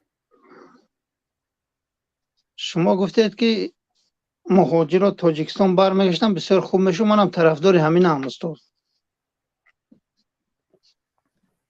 خب پس اگر طرفدار باشید انشاءالله صف طرفداران آن که مهاجران ما آهسته آهسته شروع کنن به برگشتن به وطن بیشتر شده ایستاده است. و بازم تکرار میکنم هر نفری که مشکلی سیاسی ندارد، یعنی برابری بازگشتن زندانی نمیشود، دیگر برگردد جای کار، تحصیل و فعالیت رو در داخل کشور کند. شرط نیست که مخالف رحمان باشد یا با ما بپیوندد. آینده خود رو، آینده وطن رو در داخل کشور بسازد. اگر شما برادر محمد اون گفتنی دیگر نداشته باشید خداحافظی کنیم. نه، من یک گفتنی دیگر دارم استاد. این گفتنی کمک موضوع به بیرون میشود. من اینا اون دفعه زنگ زده بودم، همون وقت میگم گفتم راست گپ نشد. شما چقدر قطع کردید این چه شده دیگه در آمده نشد که تا من میگم میبرم میرم. اگر موضوع رو میگفتید کدام موضوع است، شاید که من در صحبت‌های بعدی اگر هم موضوع باشد وارد شاید در اونجا صحبت کنیم، چون کوشش کنیم که از موضوع روز بیرون نرویم. موضوعتون کدام بود برادر؟ موضوع درباره همین ختم گناهگار کردن همین حکومت تاجیکستان در همین باره بود. من میخوام همین شما به وضع فهمونم، یعنی کاغذات دستی من با اگر شما من نگاه کرده باشید وزی. بله دیده ایستادم. همینجا با استاد نویستگی که وقتی که من بازداشت کردن قزاقستان با من سه گروه اپوزیسیون طرفداری میکنم، هر سهشون تروریستان. یکتش محیدین کبیری، دیگرش شرافالدین گدایف، سومش دویمش دودجان عطاالله، بخشش سومش شما نویسندگی دیلوای من با. اینا یک سال پیش برآمده گفته بودن که عطاالله ما بخشیدیم سال 2018 یا 19 بود خطا نکنم. این دفتر دیلوهای من 2020 گرفتم حکومت قزاقستان با. او آدم گویا که نامشون تروریست دادگی همین دیلوهای من با. همه حکومت چخیر باور کنیم استاد. همینا گفتنی بودم و بعد من راست دیگر شما که یگون بار صحبت نکرده بودم حیاتم با نمیشناختم هم. شما تبریک میکنم که یک طرفدار شما زیاد شد. انشاءالله از همین روز عبارتا من همیشه در بر شما. همینا گفتنی بودم. سلامت باشه برادر محمد، خداوند نگهبانتون باشه در هر کجای باشید. شما تنها مورانه هر کسی که برای ملت و دولتمون دلش میتپد، مبارزه میبرد، تلاش میکند، با آنها باشید، اونها رو هم طرفداری کنید. حالا چی در پیمان ملی تاجیکستان باشد، در نهضت اسلامی یا در هر گروه دیگر، انشالله که ما با هم هستیم، با هم خواهیم بود. خدا کند که یک روز در دوشنبه باز شما را ببینیم، زیارت کنیم و از نزدیک بشینیم و این صحبت ها را در اونجا دوام بدیم. خداوند نگهبانتون باشه. همه صحبتی که به همین موضوع ربط داشته باشد وارد شود، درباره این موضوعی که گفتید بعد صحبت خواهیم کرد ان شاء الله. خب من تمام آزادی خواه نظر داشتم که گویا که من طرفدار هم. سلامت باشه برادر. خدا نگهبانتون. تشکر. خب برادر بابا جان اگر که درست شده باشد آواز بفرمایید.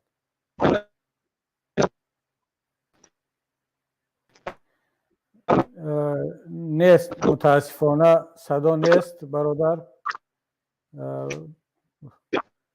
با تاسف شما را حالا موقتا بیرون میکنیم. برادر هموطن یا خواهر هر کی باشید. سلام علیکم و رحمت الله و برکات. صدای من میرود؟ بله صدات خوب است برادر، بفرمایید. سلامت باشید. استاد کبیری در حالت حاضره تیز تغییر یابنده وضعیت سیاسی و اقتصادی کمی با شما صحبت کردنی بودم و در این روند البته ما کمی از مسئله دورتر میرویم ولی به واسطه به این مسئله ربط دارم. با اجازت شما فقط کوتاه بفرمایید. کوتاه خدا میداند کی شود. خب منم خیلی طولانی صحبت میکنم، به هم مانند نشوین، از من عبرت نگیرید، کوتاه‌تر صحبت کنید. رحمت سلامت باشید. ببینید ما برمیگردیم به اطراف وطن خودمان ولی به واسطه به این ربط دارد، به این حادثه های امروز. حالت آخران حادثه ها در سرحد جمهوری تاجیکستان با قرقیزستان. یک صدای من می رود؟ بله بله هست، بفرمایید. ببینید یک مدت کوتاه، گرچند مدت کوتاه هم باشد، بعد اون حادثه های مدهش در سرحد رخ داده که شهروندان بسیار تاجیکستان به هلاکت رسیدند، یک مدت کوتاه آرامی در سرحد فراهم شد ولی در روزهای اخیر باز وضعیت رو به تنزل و متشنج شده ایستاده است. این روند به آن معنی ندارد که موقع روسیه حاضر بند به اوکراین هست و قرقیزها باز صاحب اختیار عمل کرده ایستادند. یعنی در این مدت روسیه با آنها تاثیر میکرد که آرام شینید، موقع ما در بحث کلان جهانی قرار داریم، شما کمی آرام شینید، ولی که میبینند که موقع روسیه کمتر سست شده ایستاده است، باز به اغوا دست زده ایستادند. این یکم سوال. سوال دوم، ببینید انتقال قدرت در جمهوری همسایه ما ترکمنستان علاقه گذشت. انتقال قدرت به پسر گذرانده شد. در این رابطه حالا تاجیکستان از این وضعیت استفاده برده، از این وضعیت حالت ناگوار فدرال روسیه که در بحران افتاده است و تحریم های جهانی افتاده است، از این حالت حکومت تاجیکستان استفاده نخواهد کرد. و سوال سوم این است که در این حالت که علاقه به اخبارات های از روی اخبارات های عمومی جهانی و بعضی سیاستمداران تحلیلگران میگویند که علاقه فدراسیون روسیه از سبب نداشتن قدرت مستحکم علاقه به چین برای یاری حربی مراجعت نموده است و یاری آذوقه‌واری. در این حالت ابرقدرت دیگر اژدها موقعش را باز در آسیای مرکزی پرزورتر نخواهد کرد و میخواهم که در صحبت ما را باقی بمانه. سلامت باشید. بله من حالا شما در صحبت هستید، امیدوارم که دیگر ضرورتی وارد شدن تو با صحبت نمیشد. کوشش میکنم کوتاه ولی دقیق جواب دهم به سوال شما. بله احساس می شود که قرقیزستان همسایه ما یک کمی جرأت و جسارتش بیشتر شده است و در رفتار و گفتارش و در تمام فعالیتاشون نسبت تاجیکستان با جرأت‌تر رفتار کرده ایستادند و سوال شما منطقی است که این چی دلیل دارد. من چند دلیل رو میبینم. یکی این که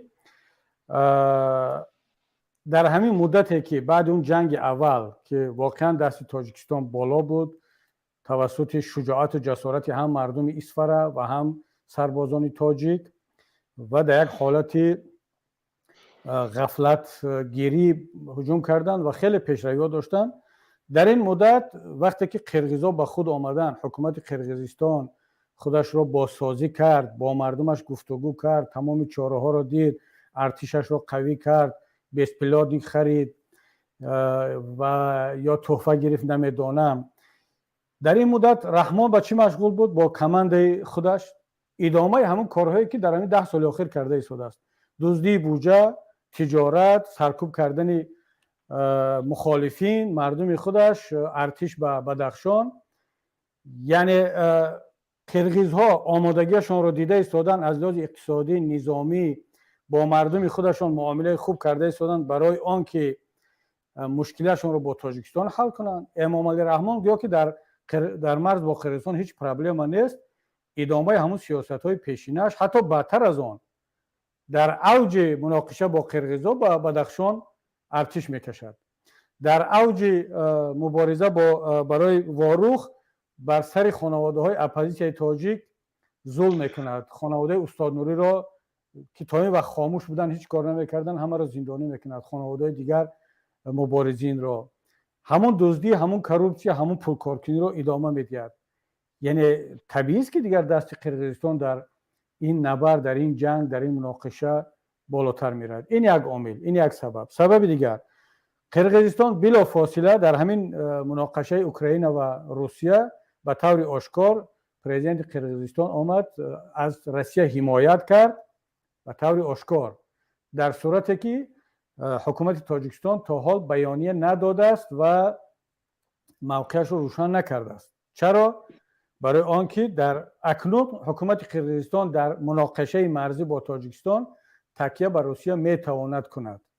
اگر روسیه هم در این مناقشه به یک شکل طرف کسی را گرفتن بخواهد، امیدوارم که نمیگیرد، به طرف باقی میماند. اگر گرفتن مطمئن باشد که طرف تاجیکستان نخواهد بود. برای چی؟ برای آنکه جاپاروف در این مسئله به طور آشکار از موقع روسیه پشتیبانی کرد. چرا این کار پرزیدنت قرقیزستان کرد و از تاجیکستان؟ برای که جاپاروف حالا فرصت نیافته است که میلیاردهای خودش را در بانک‌های امریکا و اروپا پنهان کند. امام علی رحمان میلیاردها دارد در بانک‌های اروپا، در بانک‌های امریکا، و برخلاف جاپاروف اگرچه از لحاظ ایده، عقیده، فکر و وابستگی به پوتین و به روسیه رحمانوف نزدیکتر هست، یعنی جاپاروف رو روسیه سر قدرت نآورده است، اما امام علی رحمان رو روسیه و پالکونی کوچکوف سر قدرت آورد. اما چرا احتیاط کرد؟ برای آنکه در اروپا پول دارد، در امریکا پول دارد. به همین خاطر به روسیه گفت که من به طور آشکار موقع نمیگیرم، چون که پولهایم را از دست میدم، اما وعده میدم که تا 3000 سرباز فرستاده خواهد شد و حالا شاید این کارم کرده باشد. معلوماتی که تا این لحظه در دست ما هست. خب این سبب دیگرش. سبب سوم است و از همه اساسی شاید این است که همونطور گفتم حکومت قرقیزستان با مردمش نزدیکتر شد، مردمش را توانست در پهلوی خودش را بگیرد، جسارتش بیشتر شد و هر حکومت، هر پرزیدنت مردمش را در کنارش داشته باشد، اگر ضعیفترین دولت و کشور را رهبری کند، او قویترین موقع را خواهد داشت. زلنسکی کی است؟ زلنسکی یک کمیک، یک حالا به اصطلاح مسخره باز در صحنه بود. اصلا مسیحی نیست، یهودی تبار هست. اما چرا امروز قهرمان ملی اوکراین شده ایستاده است؟ یعنی همه پیشخند میزدن که این سیاستمدار نیست، این جوان هست، این از تصادفی است. اما چون با مردمش نزدیک است، درد دل مردمش رو میگوید، مردم اوکراین در پهلوی زلنسکی قرار گرفتند، در پهلوی یک اکتیار، در پهلوی یک یهودی تبار، یک جوان. و قدرت زلنسکی هم، جسارت زلنسکی هم از مردم اوکراین سرچشمه میگیرد و جاپاروف هم طبیعی است که در این حالت قوی‌تر رفتار خواهد کرد، در صورتی که امام علی رحمان در کجا است؟ با مردمش چیکار کرده ایستاده است؟ پیشوا، خودش را پیشوا میداند، نیمی مردم مهاجر، نیمی دیگرش مخالف، نیمی دیگرش خائن و دشمن اعلان شده است. مردم با مردم بدخشان در جنگ و نبرد است. طبیعی است که در این حالت موقع قرقیزستان قوی‌تر خواهد بود. اما انتقال قدرت در ترکمنستان، امامعلی رحمان باید زودتر از ترکمنستان انتقال قدرت رو انجام میداد و این گونه نقشه هم داشت. اما برای چی کارو نکرد؟ برای آنکه چندین عامل ها بود که پیش روش را گرفت. اکنون برادر عزیز امامعلی رحمان گروگان هست، باید تا آخر حیاتش در سر قدرت بماند، یا تا مرگ یا تا وقتی که مردم رو از سر قدرت خودشون میگیرد. دیگر جرأت و جسارت فرزندش رو با سر قدرت آوردن ندارد. برای چی؟ برای آنکه اون مشکلاتی که خودش در تاجیکستان با وجود آورد دیگر اجازت نمیدهد، اصلا باور ندارد که پسرش از عهده کار برآید. با چند دلیل. یکی این که خودش پسرش رو از ما و شما بهتر میداند، اگرچه بالاترین منصب دولتی را بعد از خودش داده است، ولی میداند که اون قدرت و توانمندی و اون دانش و تجربه لازم را برای رهبری یک دولتی که در حالت بحران سیاسی و اقتصادی قرار دارد این را ندارد پسرش، و این را خود امامعلی رحمان خوب میداند.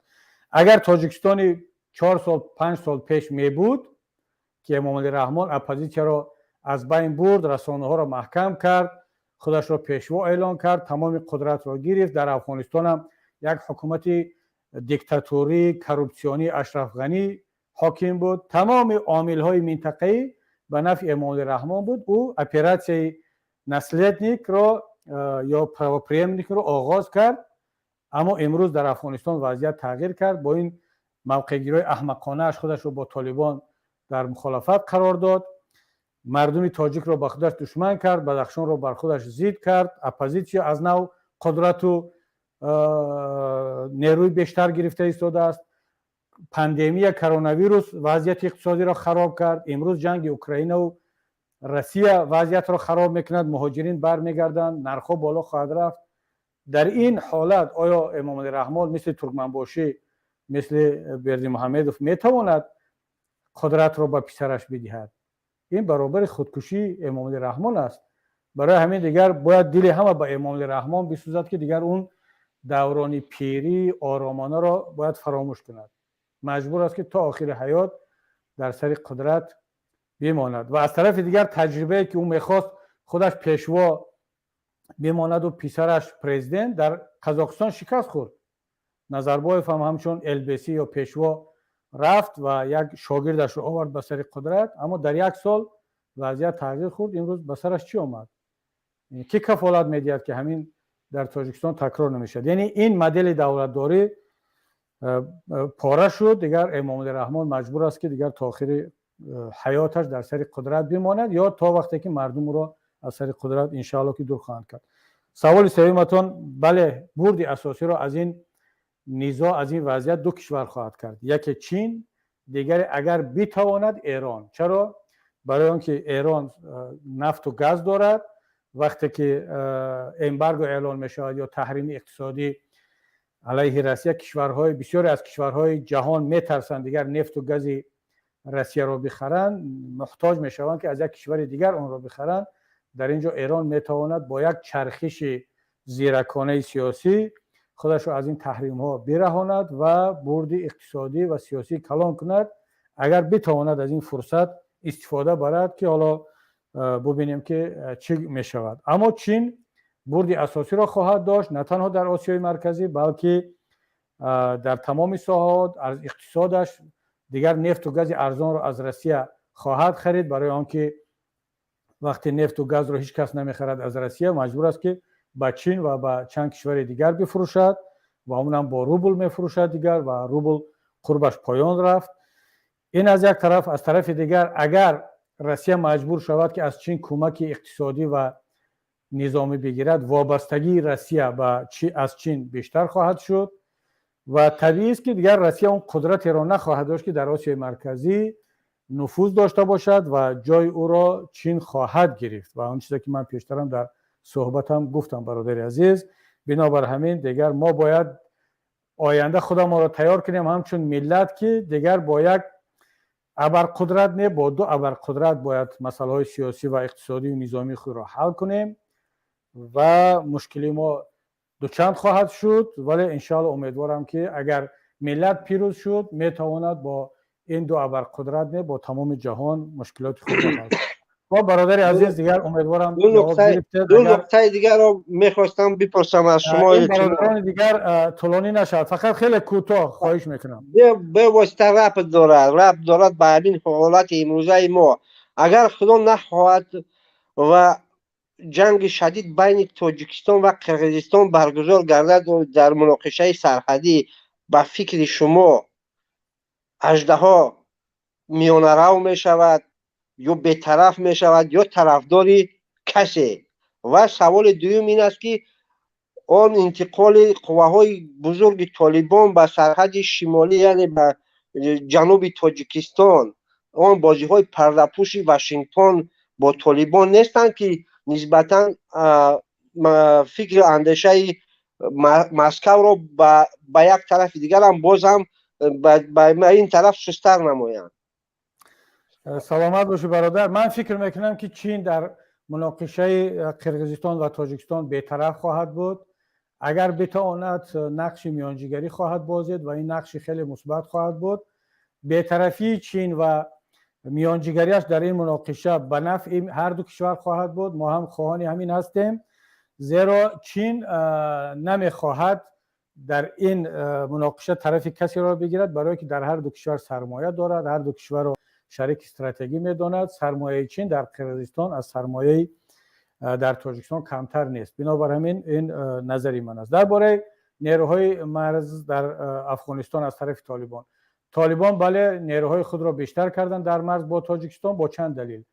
اول اینکه هم جبهه مقاومت ملی افغانستان اعلان کرد که در بهار عملیات ها را شروع خواهد کرد. این چندین جبهات دیگر از نیروهای مخالفین افغانستان که مخالف طالب هستند و حکومت تاجیکستان پیشتر اعلان کرده بود که از جبهه مقاومت پشتیبانی میکند و اکثریت رهبران جبهه مقاومت در تاجیکستان هستند و این طبیعی هم هست و طالب از هر کسی دیگر هم باشد در کابل مجبور است که نیروهای خودش را در مرز با تاجیکستان عموما در شمال بیشتر کند برای آنکه بتواند پیش راه این عملیات های که وعده شده است در شمال افغانستان را در بهار و در تابستان بگیرد و این طبیعی خواهد بود. اما این تا کدام درجه ربط دارد با پشتیبانی یا با بازی‌های پس پردگی امریکا یا روسیه یا اروپا یا هر کشور دیگر، در این باره من معلوماتم خیلی کم است، چیزی گفته نمیتونم. اما فکر میکنم که دیگر خود طالبان مجبور هستند که نیروهایشون رو در شمال بیشتر کنند. اما یادمان نرود که دیگر طالبان حکومت هستند و احتمال زیاد می رود که بین طالبان و کشورهای آسیای مرکزی از آن جمله تاجیکستان هم یک گفت و شنید راه اندازی شود برای اینکه دیگر هم تاجیکستان پشتیبانی خودش را کمکش را از جبهه مقاومت کمتر کند و هم طالبان وعده خواهند کرد که از طرف آنها هیچ خطری به تاجیکستان نخواهد شد. تا جای من خبر دارم این هفته گذشته یک گفت و شنید بین طالبان و بین حکومت تاجیکستان برگزار شد و این توافق الکی به دست آمد. به طور عمومی انشاءالله اگر جزئیات دیگر به دست ما رسید از این گفت و شنید در صحبت‌های بعدی در اختیار شما خواهم گذاشت. سلامت باشی برادر هموطن. بسیار میخواستم با شما دراز هم صحبت باشم ولی متاسفانه وضعیت این امکانیت را به ما نمیدهد. به هر حال از شما بسیار احترام میکنم. سلامت باشید. برای کار به شما. خدا نگهبانتون باشد. برادر شهزاد بفرمایید. سلام علیکم. علیکم السلام. خیلی دوره با موضوعی که شما مطرح کردید سودید میخواستم فکر و عقیده خود را بیان کنم. همچنین یک شهروند موقع خود را بیان کنم. البته در زمانی که امروز دنیا رو نوتنجی فرا گرفته است، خصوصا منطقه رو به ما خطا نمیکنیم. با جانب تاجیکستان از یک طرف از جانب سرحدی قرقیزستان خطر ایجاد شده است، از جانب دیگر افغانستان هم یک منبع خطر شده ایستاده است. عموما امروزها یگان دولت دنیای نیست که پرره از خطرهای تروریستی و خطرهای بحرانهای اقتصادی خود را ایمن نگاه داشته تواند. یعنی تهدیدش به هر یک دولت و کشور هست. وابسته به این من همچون یک شهروند جمهوری تاجیکستان در همین وضعیتی که در دنیا شده است و در منطقه شده ایستاده است، هر یک نفری که دیده و دانسته шаҳрвандонро зидди давлат равона мекунад, дидиву дониста шаҳрвандонро зидди ҳукумат равона мекунад, ба бетартибӣ даъват мекунад, ба фикри ман ҳамон нафар душмани тоҷикистон аст, ҳамон нафар душмани халқи тоҷикистон аст. барои ҳамин пӯшида нест ки ҳодисаҳо чанд вақт пеш дар Бадахшон каме нооромиҳо шуда гузашта буд. хай умуман мо бояд дар ҳамин вазъият ба фикри ман мардумро ба дӯстиву бародарӣ даъват кунем, ба якдигарфаҳмӣ даъват кунем, ба тинҷиву оромӣ даъват кунем. хай имрӯз шумо дар бораи муҳоҷират гуфтед, муҳоҷиратҳо баргарден ба Тоҷикистон, кор бояд ба шумо кор ки таъмин кунад гуфтед. албатта моям шумоям хуб медонед ки агар 800 атрофи қариб 1 миллион нафар муҳоҷир яку якбора ба Тоҷикистон баргардад, ягон имконияти на ҳукумати имрӯза, шояд на ҳукумати ягон дигар ин кор қодир нест ки онҳоро 1 миллион нафарро дар яку якбора ба кор таъмин кунад. яъне шумо хуб медонед ки агар онҳо баргарданд, гуруснагӣ мешавад, шояд ҷанги шаҳрвандӣ аз нав такрор шавад. вобаста ба ин ман аз шумо як хоҳиш доштам ки мардумро бештар ба дӯстиву бародарӣ даъват кунед. албатта ҳар як нафаре ки дар Федератсияи Русия ҳастанд, ҳар як нафаре ки дар Украина ҳастанд, мо тасаллити худро мерасонем, мо умеду боварӣ дорем ки ҳар якти онҳо дар амон мемонанд. ҷанг дар ягон давру замон ба ягон касе фоида наовардааст, фоидаам нахоҳад овард. барои ҳамин мо ҳаргиз намегузорем ки дар Тоҷикистон боз ҷанги шаҳрвандӣ оғоз шавад, боз як бетартибии нав оғоз шавад. шумо имрӯз дар бораи муҳоҷират гап задед, гӯё ки танҳо Тоҷикистон муҳоҷират мешавад. ман аз Тоҷикистон як давлати кӯчак аст, давлати хурд аст, лекин мондам ҳастанд ки муҳоҷирҳо аз Хитой ҳастанд, кор мекунанд, аз англисчанҳо ҳастанд, аз олмон омада кор карда истоданд. мо дида истодем ки ҳамоно дар ҳақиқат дар Тоҷикистон кор карда истоданд. ин ягон ҷои чиш нест. хай муҳоҷират як раванди як табиӣ аст. барои ҳамин боварӣ дорем ки Тоҷикистон як 5 сола боша, як 10 соли оянда тамоми муҳоҷиронро худаш хӯронда пӯшонда метавонад. онҳо баргарданд, ба мо ягон хатаре ҳам эҷод нахоҳад шуд. саломат бошед бародар. саломат бошед. саломат бошед. бибинед бародар Шаҳрзод, на танҳо шумо, мо ҳам намегузорем ки дигар дар Тоҷикистон ҷанги шаҳрвандӣ шавад. ҳеҷ кас иҷозат нахоҳад дод. ҷангро ки оғоз мекунад, ҷанги шаҳрвандиро, ва дар кадом ҳолат ҷанги шаҳрвандӣ оғоз мешавад? дар сурате ки мардум мегӯянд бас, дуздии ҳукумат бас, ҳокимияти як хонавода бас, коррупсия бас, қашоқӣ бас, ва мардум ҳаққашро талаб мекунад, алайҳи як диктатор, алайҳи як золим ба хиёбон мерезад ва вақте бинад интихобот натиҷа наметиҳад, вақте бинад ки тамоми роҳу василаҳои мусолиҳатомези дигар натиҷа наметиҳад, даст ба эътироз мезанад, мисли дар ҳар кишвари дигар. اون وقت حکومت دیکتاتوری اگر از سلاح استفاده کند علیه مردمش به هر بهانه‌ای که باشد شروع میشود جنگ شهروندی. یعنی حکومت جنگ شهروندی را شروع میکند. معمولا این کارا حکومت‌های دیکتاتوری میکنند. اما اگر وقتی مردم خیست قیام کرد و حقش را طلب کرد، همون دیکتاتور بردارد به گفت مردم همون لاق و پوستش را برود به یک کشور دیگر هجرت کند یا از قدرت برود، برای چی جنگ میشده است؟ یک نفر دیگر میاد وطن رو آباد میکند. اگر نتوانست او باز او رو عوض میکنند به یک جنگ.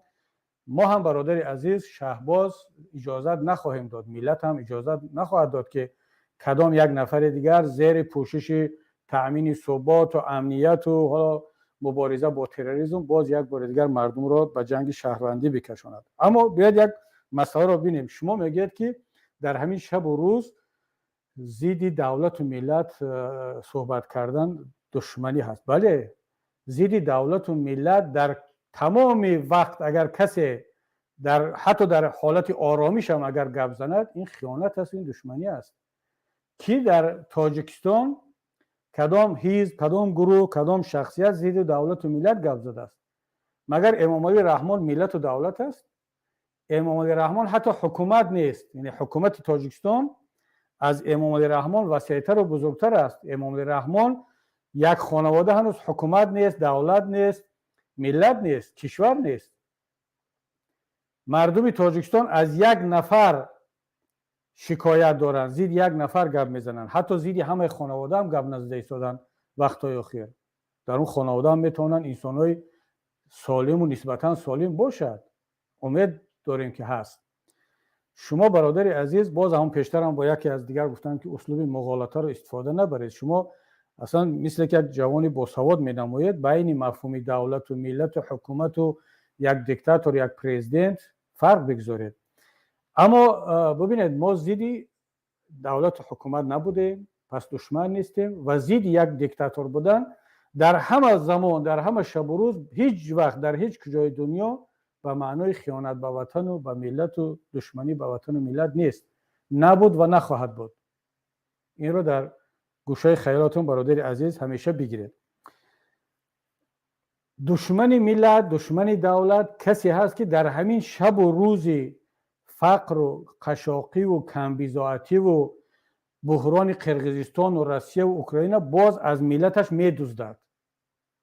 توجه کن برادر عزیز، دشمن ملت کسی نیست که در همین شب و روز دعوت به عدالت میکند، به حقیقت میکند، دعوت به مبارزه میکند، دعوت به زندگی بهتر میکند. یعنی شما میخواهید که اکنون وضعیت بحرانی است، هیچ کس امام علی رحمان رو تنقید نکند. در همین 10-20 سال اخیر در کدام سال وضعیت در تاجیکستان بحرانی نبود؟ تا روزی که امام علی رحمان هست وضعیت بحرانی باقی خواهد ماند. یعنی معنی رو دارد که دیگر هیچ کس تنقید نکند. هر کسی که تنقید کرد شما میگید خاموش باشید که وضعیت بحرانی است. خب ما از بحران اقتصادی خلاص میشیم که بحران پاندمی است، از پاندمی خلاص میشیم که بحران مرز افغانستان، از اون خلاص میشیم قرقیزستان، از این خلاص میشیم که اوکراین. در تمام دنیا بحران است. یعنی در پولشا الان بحران است، در آلمان اینجا بحران است. اینا باید از سروزیرشون تنقید نکنن. اگر تنقید کردن از روی منطق شما اینا خائن هستن. برادر، این منطق تفلانه خیلی هم خراب رو به همون گروه اوانگارد بگوید، همون مردم آگاه و تحصیل کرده و بیدار در تمام جهان میدانند که این بحران ها سرچشمهش همین حکومت ها هستند. اگر حکومت تاجیکستان یک حکومت عاقل می بود، حکیم می بود، این بحران ها جمع نمیشد. حداقل ما یک بحران می داشتیم. یعنی در اروپا الان یک بحران است، بحرانی که در نتیجه جنگ روسیه با اوکراین به وجود آمد. در قرقیزستان یک بحران است که در نتیجه مناقشه با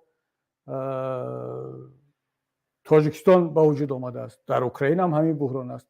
در تاجیکستان بحران ها هست. بدخشان بحران، پاندمی بحران، قشاقی بحران، جای کار نبودن بحران، با افغانستان بحران، با قرقیزستان بحران. خود امام علی رحمان خودش بحران است. یعنی یک کان بحران است که همیشه بحران تولید میکند. خب پس در این حالت مردم چیکار کند؟ اپوزیسیون چیکار کند؟ مهاجر چیکار کند؟ شما خودتون الان اعتراف کردید که اگر مهاجران برگردن در تاجیکستان ممکن دیگر جنگ شهروندی شود، جای کار نیست. اکنون فهمیدید نتیجه سیاست خردمندانه در ناخونک پیشوایتون رو، هر دوش هم در ناخونک. یعنی خدا را شکر بگوید شما که در سر قدرت هستید، شما و پیشوایتان توسط شرافت این مهاجران که رفتن در خارج کار کرده ایستادن، زحمت کشیده ایستادن، هم به شما پول میفرستن، هم در انتخابات شرکت نمیکنن، هم به شما دردسر ایجاد نمیکنن. شما اکنون فهمیدید که از مهاجری تاجیک چقدر میترسید. من اکنون با مهاجرین تاجیک مراجعت کردنی هستم. اکنون قدرت خودتون رو فهمیدید. اکنون فهمیدید که حکومت از شما چقدر میترسد. اکنون فهمیدید که طرفداران حکومت از شما، از همه ما و شما چقدر میترسند. اکنون فهمیدید که اینها نمیخواهند که ما و شما برگردیم. درک کرده ایستادید این رو. این بیچاره ها به زبان حال آمده گفته ایستادند که شما بر نگردید. ما را میگن مردم رو دعوت نکنید که به وطن برگردید. از آن میترسونن که باز جنگ میشود و گرسنگی میشود. برای چی میگن ما هنر نداریم، ما قدرت نداریم که شما را بخرانیم به جای کار تامین کنیم. اکنون برادر شهباز فهمیدید که، یا شهزاد، که شما در این چند سال، در این 10 ساله ها سیاست شما بود که مردم جوان را به خارج گسیل میکردید برای کار. در داخل نباشه، دردسر ایجاد نکنید تا اینکه ما بتوانیم این پیرمرد و پیرزن و طفل‌ها را مدیریت کنیم، خودمون را پیشوا اعلام کنیم. اما نکته از همه آخر که شما خیلی هم طرفداران حکومت سوء استفاده میبرید. میگوید که تمام دنیا، تمام کشورها مهاجر دارد. بله، نیست کشوری که مهاجر نداشته باشد. امریکا، آلمان، همه. اما سوال این است که چند فایز امریکا چند فایز شهرونداش مهاجر است؟ 1%، 2%، 5%، 10%. روسیه چند فایز شهرونداش مهاجر است؟ ازبکستان همسایه، قرقیزستان همسایه چند فایز شهرونداش مهاجر است؟ تاجیکستان چند فایز شهروندهایش مهاجر است؟ چند فایز مردها، چند فایز جوانهایش؟ و سوال دوم، چند درصد بودجه دولتی کدام کشور از حساب مهاجرین تامین می شود؟ تاجیکستان ما و شما در جهان جای یکم است. برای چه حکومت تاجیکستان این آمار را دارای سری مخفی کرد و پنهان کرده است؟ بانک ملی تاجیکستان دیگر حق ندارد که آمار مبلغ هایی که از حساب مهاجرین به تاجیکستان وارد می شود این را آشکار کند. برای چی؟ برای اینکه شرمندگی است. بودجه دولت 2.5 میلیارد دلار در یک سال، پولی که مهاجرین رسما میفرستند 4 میلیارد. این در کجای دنیا هست؟ بعد شما میاد با زبان دراز میگید که همه دولت ها مهاجر دارند، چرا ما میگیم که مصیبت است؟ مهاجرت مصیبت نیست. بله، یک امریکایی میره در تاجیکستان در یک سازمان بین المللی کار میکند، معلم است، توریست میرود، یک کاری با شرفانه میکند. روس هم همین خیال، حتی قزاق هم همین خیال، حتی ازبک هم اکثریتش همین. اما شما این رو برابر تاجیک نکنید. تاجیک بیچاره در روسیه کار میکنه، در پدوال خوب است، در جنگل است، به حقوق، به معاش، و شما با زبان دراز میگید که تمام دولت ها و کشورها مهاجر دارند. چون همین حرفا خیلی تکرار میشود برادر شهزاد، هر کسی که از طرفداران حکومت برآمد کند همین دلیل ها رو میاد. معنی رو دارد که اینا تعلیم گرفتن، اینا رو تامین میکنن با اینا که شما این حرفا رو بزنید. بازم از همون اسلوبی که گفتم پیشتر مغالطه، اما باید به اینها جواب منطقی با فکت و رقم داده شود که نه، دیگر شما با ذهن مردم نمیتونید خیلی بازی کنید. و خیلی هم خوب میشود که همین صحبت ها رو شما میکنید، مردم چشمش باز میشود. مهاجر میفهمد که در وطن حکومت او را انتظار نیست و باز کار خواهد کرد در ادامه سیاستاش اگر باقی بماند که جوان تاجیک در روسیه باقی بماند، زن و کودک و فرزند و پدر و مادرش در تاجیکستان این پول را از طریق بانک‌های خانواده بفرستد، اینا فایز خود را بگیرن و در اونجا معیشت کنن، بفرستن به صورت حسابا. این بیچاره مثل غلام کار کند، اینا مثل پیشوا 4 تا این شهزاد و شهباز و والا نمیدونم اونگرد این برادرها بیان در رسانه ها با این دلیل ها و منطق پوچ بخوان بگن که خب در همه کشور مهاجر هست، ما جنگ شهروندی می شود، مهاجران شما بر نگردید، در همونجا باقی بمانید. خب تا کی مردم رو میترسونید؟ نه جنگ شهروندی می شود، نه یکم فاجعه می شود. حتما این حکومت از سر قدرت خواهد رفت، حتما این مهاجران به وطن بر خواهند گشت. برادر شهزاد شما میخواهید نمیخواهید، و حتما کسی که خواست دوباره مهاجر شود یک هجرتی با شرفانه در یک جای کاری بلند با یک کفالت‌های اجتماعی، طبی و با یک شرایط دیگر خواهد رفت، نه به این شرایط غلامانه که شما و پیشوایتان برای مردم ملت کردید. سلامت باشید برادر شهزاد. خب یک نفر با نام اپورتونیتی، بفرمایید. Добрый вечер. Я очень рад иметь с вами сегодня связаться. Сегодняшняя тема очень-очень важная не только для России, не только для украинского народа, но я считаю, что это очень важная тема для таджикского народа. И у меня нет к вам каких-то таких, знаете, вопросов специальных, но я хочу призвать свой народ к тому, чтобы здравый смысл людей превышало всего, чего сейчас может касаться. Почему? Я объясню, потому что на сегодняшний день мир и обстоятельства, украинский вопрос нам показал, что война в 2022 – это самое плохое, что может произойти. Человечество уже прошло несколько военных там конфликтов. Первая, Вторая мировая война и так далее. И на сегодняшний день мы с вами, вы, господин Кабири, мы себя считаем цивилизованными людьми. Так давайте будем цивилизованными. Давайте будем выступать против войны, за мир и за справедливость. Таджикский народ должен понять, что никакая война не приносит никаких плодов. Почему? Потому что в 2022 язык любых вопросов, которые должны решаться, это дипломатия. Потому что война приносит всегда беды, и война убивает самую уязвимую часть населения. Это женщины, дети и старики. А также природа умирает. Ребята, те люди, которые были в 92 году, гражданскую войну проходили, те старики, которые были во Второй мировой войне, эта война ни к чему хорошему не привело. Забудьте, не надо бороться за идеологию, не надо бороться, забудьте про вообще идеологическую, любую войну, которая приводит к каким-то смутам, к столкновениям двух народов. И под конец хочу объяснить таджикскому народу. На сегодняшний день вы видите, особенно это касается людей, которые мигрируют в Россию. Это невыгодно, ребята. Вам нужно ехать обратно к себе домой и потребовать у своего правительства рабочего места, хорошие условия и так далее. У вас по пальцам не перебирать, сколько вопросов нужно решить внутри страны.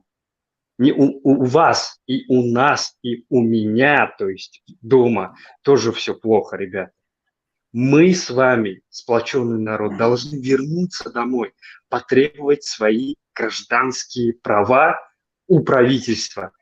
Правительство не справляется, пусть покидает свой пост. Долой войны, долой насилия, долой взрывов и так далее, долой убийств и смертей. Люди уже насытились кровью. Поэтому таджикский народ, мой прекраснейший, мой любимый народ, вы должны понять. У меня сейчас, я на эмоциях говорю, поэтому я извиняюсь, если я заплачу, но народ должен понять, что война ничего не решает, ребята. Самая истинная, верная сила – это демократия. Мы должны в любом случае прибегнуть к дипломатии. Дипломатия решает важную роль. Поймите это и всегда зарубите себе на носу. А мигранты, которые живут в России, дальше хотят развиваться, поймите, что Россия полностью блокируется и автономизируется от всего мира. Она хочет быть автономной. Это невероятно, ребята. Поэтому думайте, решайте и вернитесь домой. Вас ждут ваши жены, дети и родители. Будьте здоровы, господин Кабири. Спасибо за предоставленное слово. Спасибо вам огромное. Спасибо, дорогой друг. Я понимаю вас, да, очень эмоциональная речь. Все понятно, но я очень надеюсь, что и наша аудитория тоже понимает по-русски, многие из числа иммигрантов. То, что вы сказали, я полностью поддерживаю, я согласен с вами. Все мы боимся. Европа, я уже, как сказал раньше, Европа уже в ужасе. Они все боятся. Они боятся и войны, обычной войны, и атомной войны, и ядерной войны. Они боятся экономического коллапса.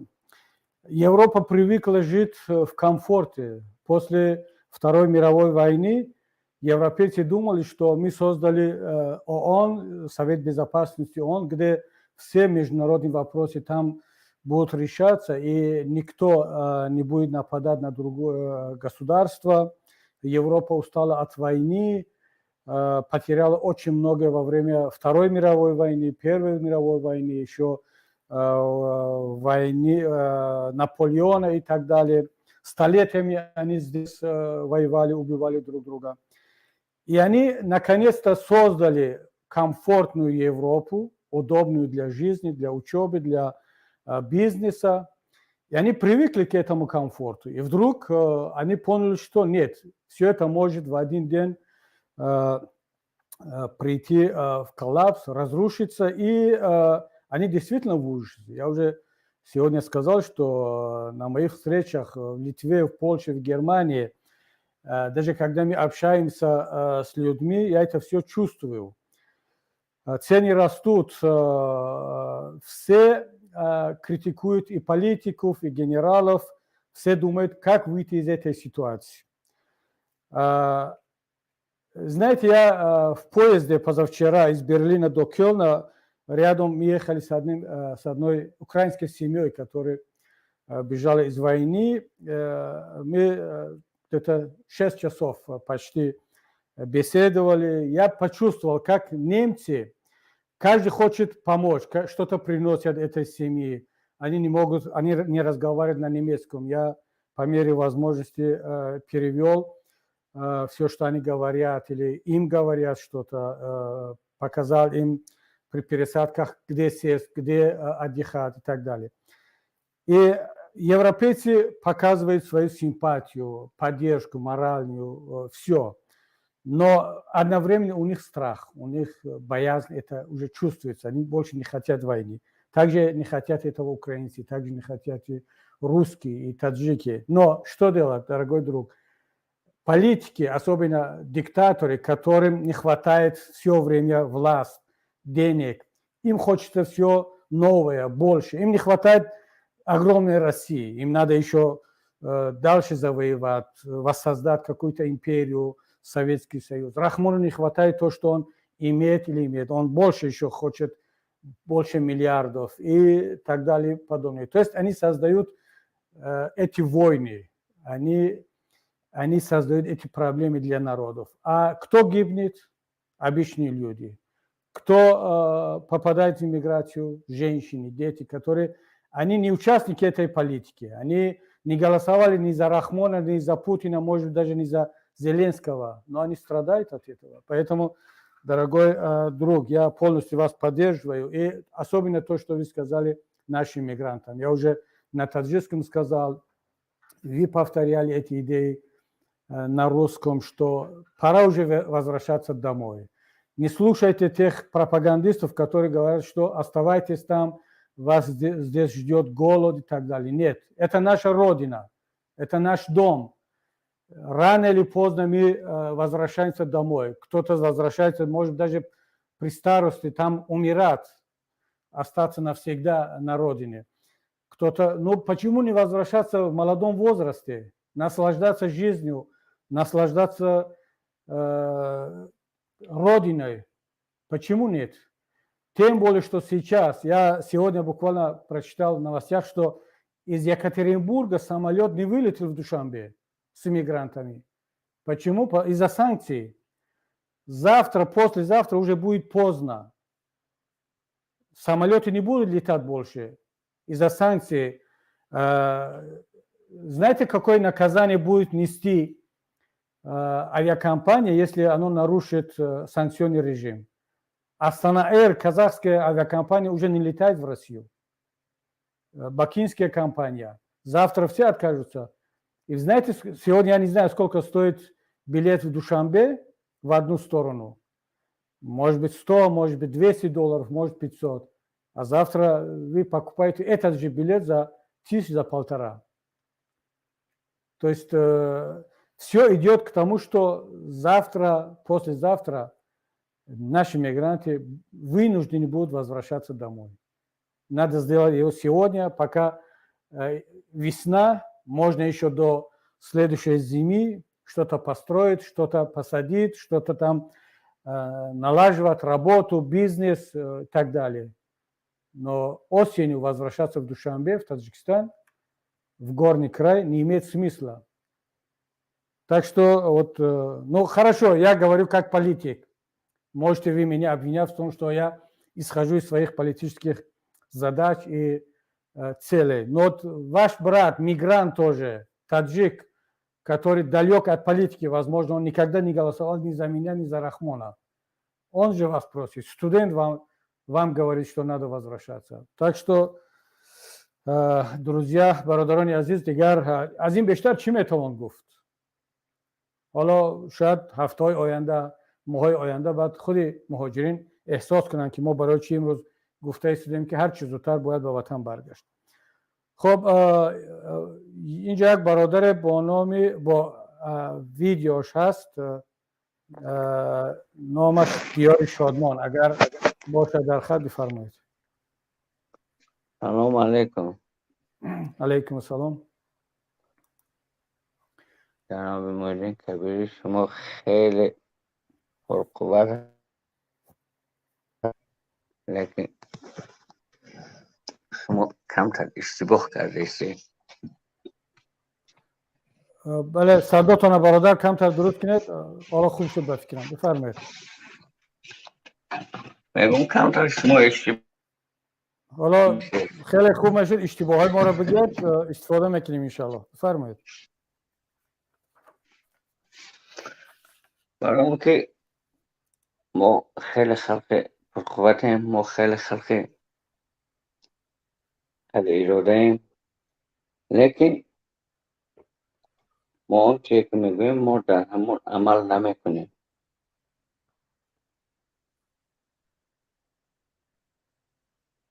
خب ما خلق با اراده و پرقوت هستیم اما آن چیزی که میگویم نمیکنیم. خب بفرمایید. بله حالا اشتباهی ما رو بگید. حالا کدامش اشتباه است؟ حبزه بالای کوه از آب دیرا تمامش نخواستم گویم خیلی ما اشتباه کردیم.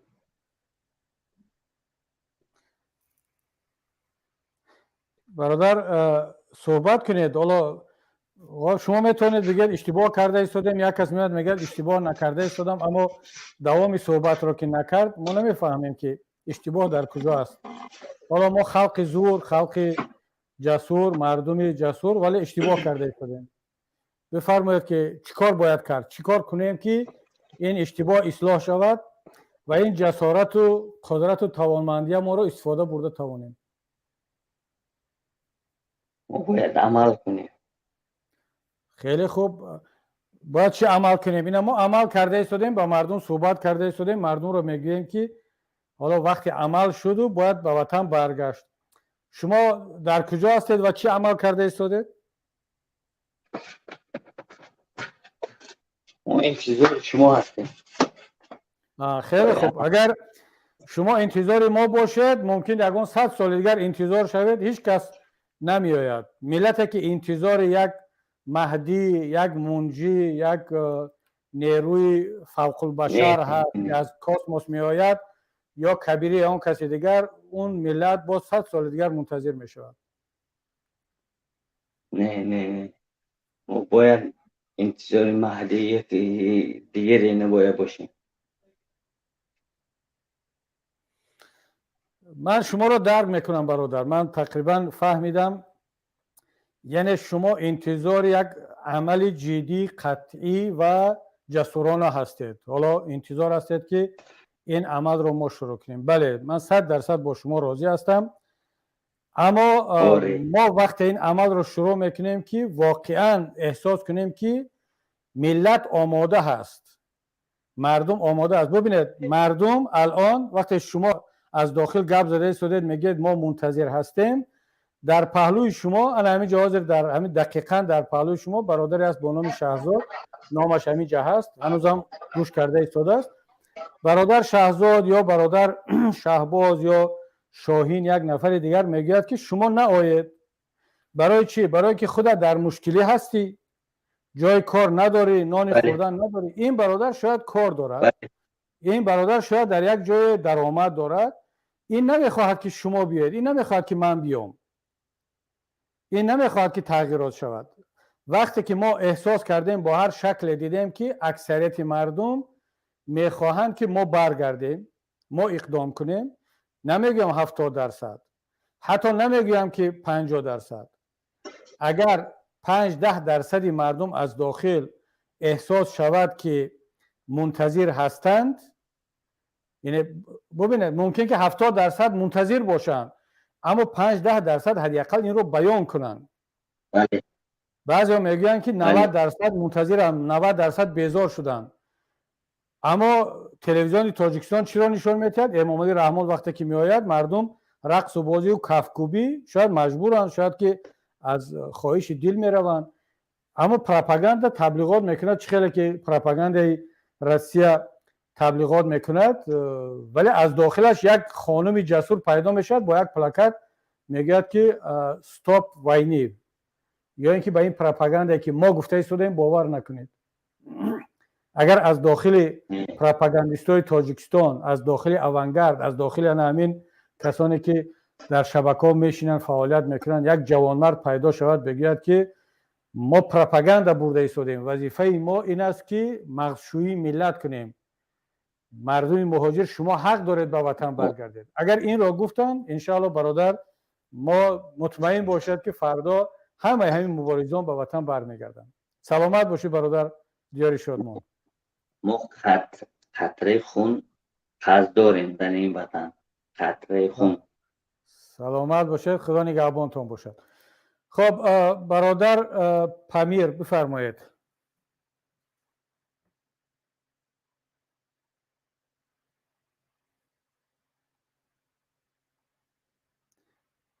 پامیر صداتان خاموش است.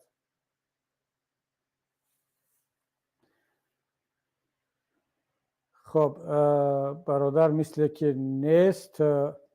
برادر امرالله بفرمایید. سلام علیکم. علیکم السلام. من امرالله یک شهروند تاجیکستان هستم و فکر میکنم که دویمین مرتبه است که با شما صحبت میکنم، ولی هرچند که دویم مرتبه با شما صحبت میکنم اما هم فکر شما بوده نمیتوانم. یعنی ضد فکر و عقیده های شما هستم. این چیز رو قبول کردن نتوانسته ایستادم. وقتی که با دقت تماشا کردم، اون فکرهایی که من دارم، اون تاثیراتی که من دارم با فکر شما یعنی جنگ میکند، یعنی مخالف است، یعنی هم فکر شما نیستم. من هم در تاجیکستان بودم، هم در مهاجرت زندگی کردم، ولی در کجایی که بودم همیشه از افتخار از وطن میکردم، همیشه از ملت، از تاجیک بودن خود همیشه افتخار میکردم و صادق من بعد نیست به وطن خواهم ماند. یکی من میخوام دو سه همین سوالهای خود را پیشنهاد کردنی هستم. یکم سوال من همین است که چرا بیشتر شما به تاجیکستان یک با چشم تنگ و یا یک حسی بدبینی بیشتر نگاه میکنید؟ مگر عملی که شما انجام میدهید برای چی مردم تاجیک و یا خارجیان خنداور نیست؟ و یا بدنام کردن کشور خود شرم نمیکنید که مثلا از خارجی ایستاده یعنی سنگ به سوی تاجیکستان میزنید؟ دومین سوال من این است که شما این زمان در خارجه هستید. من فکر میکنم که سرپرستی شما هم از اروپا است و از این صحبت هم برمیاد که تاجیکستان را شما مثل اوکراین دیدنیه. یعنی در چند سخنهای خودم شما اشاره کردید که تاجیکستان ممکن مثل اوکراین شود. یعنی از این برمیاد که یعنی شما باز طرفدار همون جنگ هستید، مگر بس نبود همون جنگ‌های سال‌های 90، جنگ‌های خانمانسوز، بس نبود همون یتیم و بی‌پرستار ماندن فرزندان و یتیم و دیگر نقطه. من این چیزا رو مفصل ایستاده نمیگذارم. و سومینش همین است که اعضای حزب نهضت شما علیم شیرزمانوف نسبت همین امرالدین علواتشویف هنگام بازداشت هنگامه ساخت، عذاب دادن گویا مرده باشد، دیگر معماها رو هر خیل هنگامه رو چی کردن پاند کردن، اما علواتشویف دروغ بودن دعوای حزب نهضت رو اثبات کرد. یعنی نسبت این شما چی گفته میتوانید؟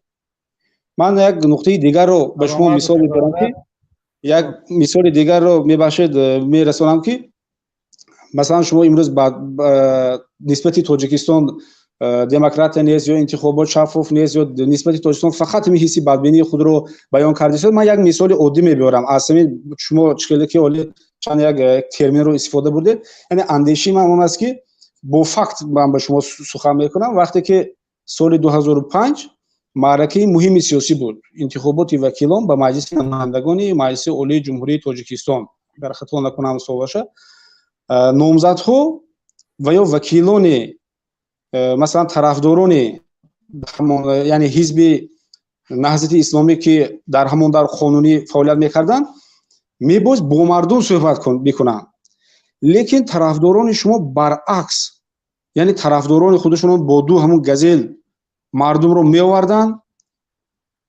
باز با اومده با اون دو نفر مردمی که گزل اومده نشسته بودن همونها با اومده یعنی تبلیغ و تشویق میکردن، بعد میرفتن. یعنی مردم به یک سوء، یعنی با این مردم فریبی یا با این خیل عملهای ناشایسته، پس شما چگونه میتوانید که باز سنگ به سوی تاجیکستان بزنید یا اینکه به همون نشانه های دولت دموکراتی ما رو شما مثلا میگوید که نادیده میگیرید، میگوید که دموکرات نیست یا انتخابات شفاف نیست. ما در تاجیکستان هستیم، ما در تاجیکستان زندگی میکنیم، ما افتخار از وطن میکنیم، ما افتخار از سرور خود میکنیم. مثلا از چند سوالهایی که هم در مهاجرت مهنتی گفتن، خیلی مهاجرت مهنتی واقعا هم در همه جا هست، اما امروز دولت و حکومت تاجیکستان مرحله به مرحله برطرف کرده ایستاده است.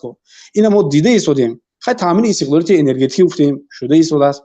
ما گفتیم که برآمدن از بنبست کمیونیکاسیونی گفتیم برآمدیم.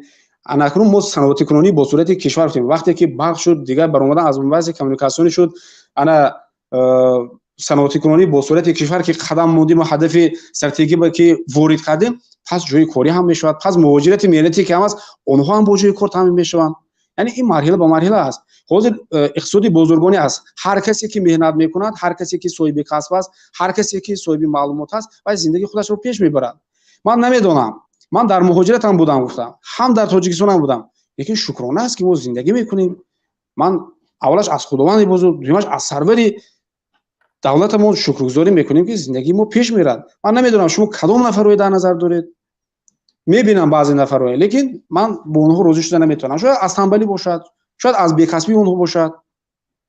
برای همین من با اکثریت سخنهایی که شما در اینجا زده ایستادید، گویا که طرفداران ما در تاجیکستان زیاد باشه، ما باید عمل، یعنی با عمل کردن چی رو میخواید؟ یعنی جنگ رو میخواید شما؟ یعنی جنگ باز همون خونریزی است، باز همون پس رفتن سطح اقتصادی هست، باز همون بی‌سر و سامانی است، باز همون دیگر عملهای ناشایسته. سلامت باشه برادر امرالله.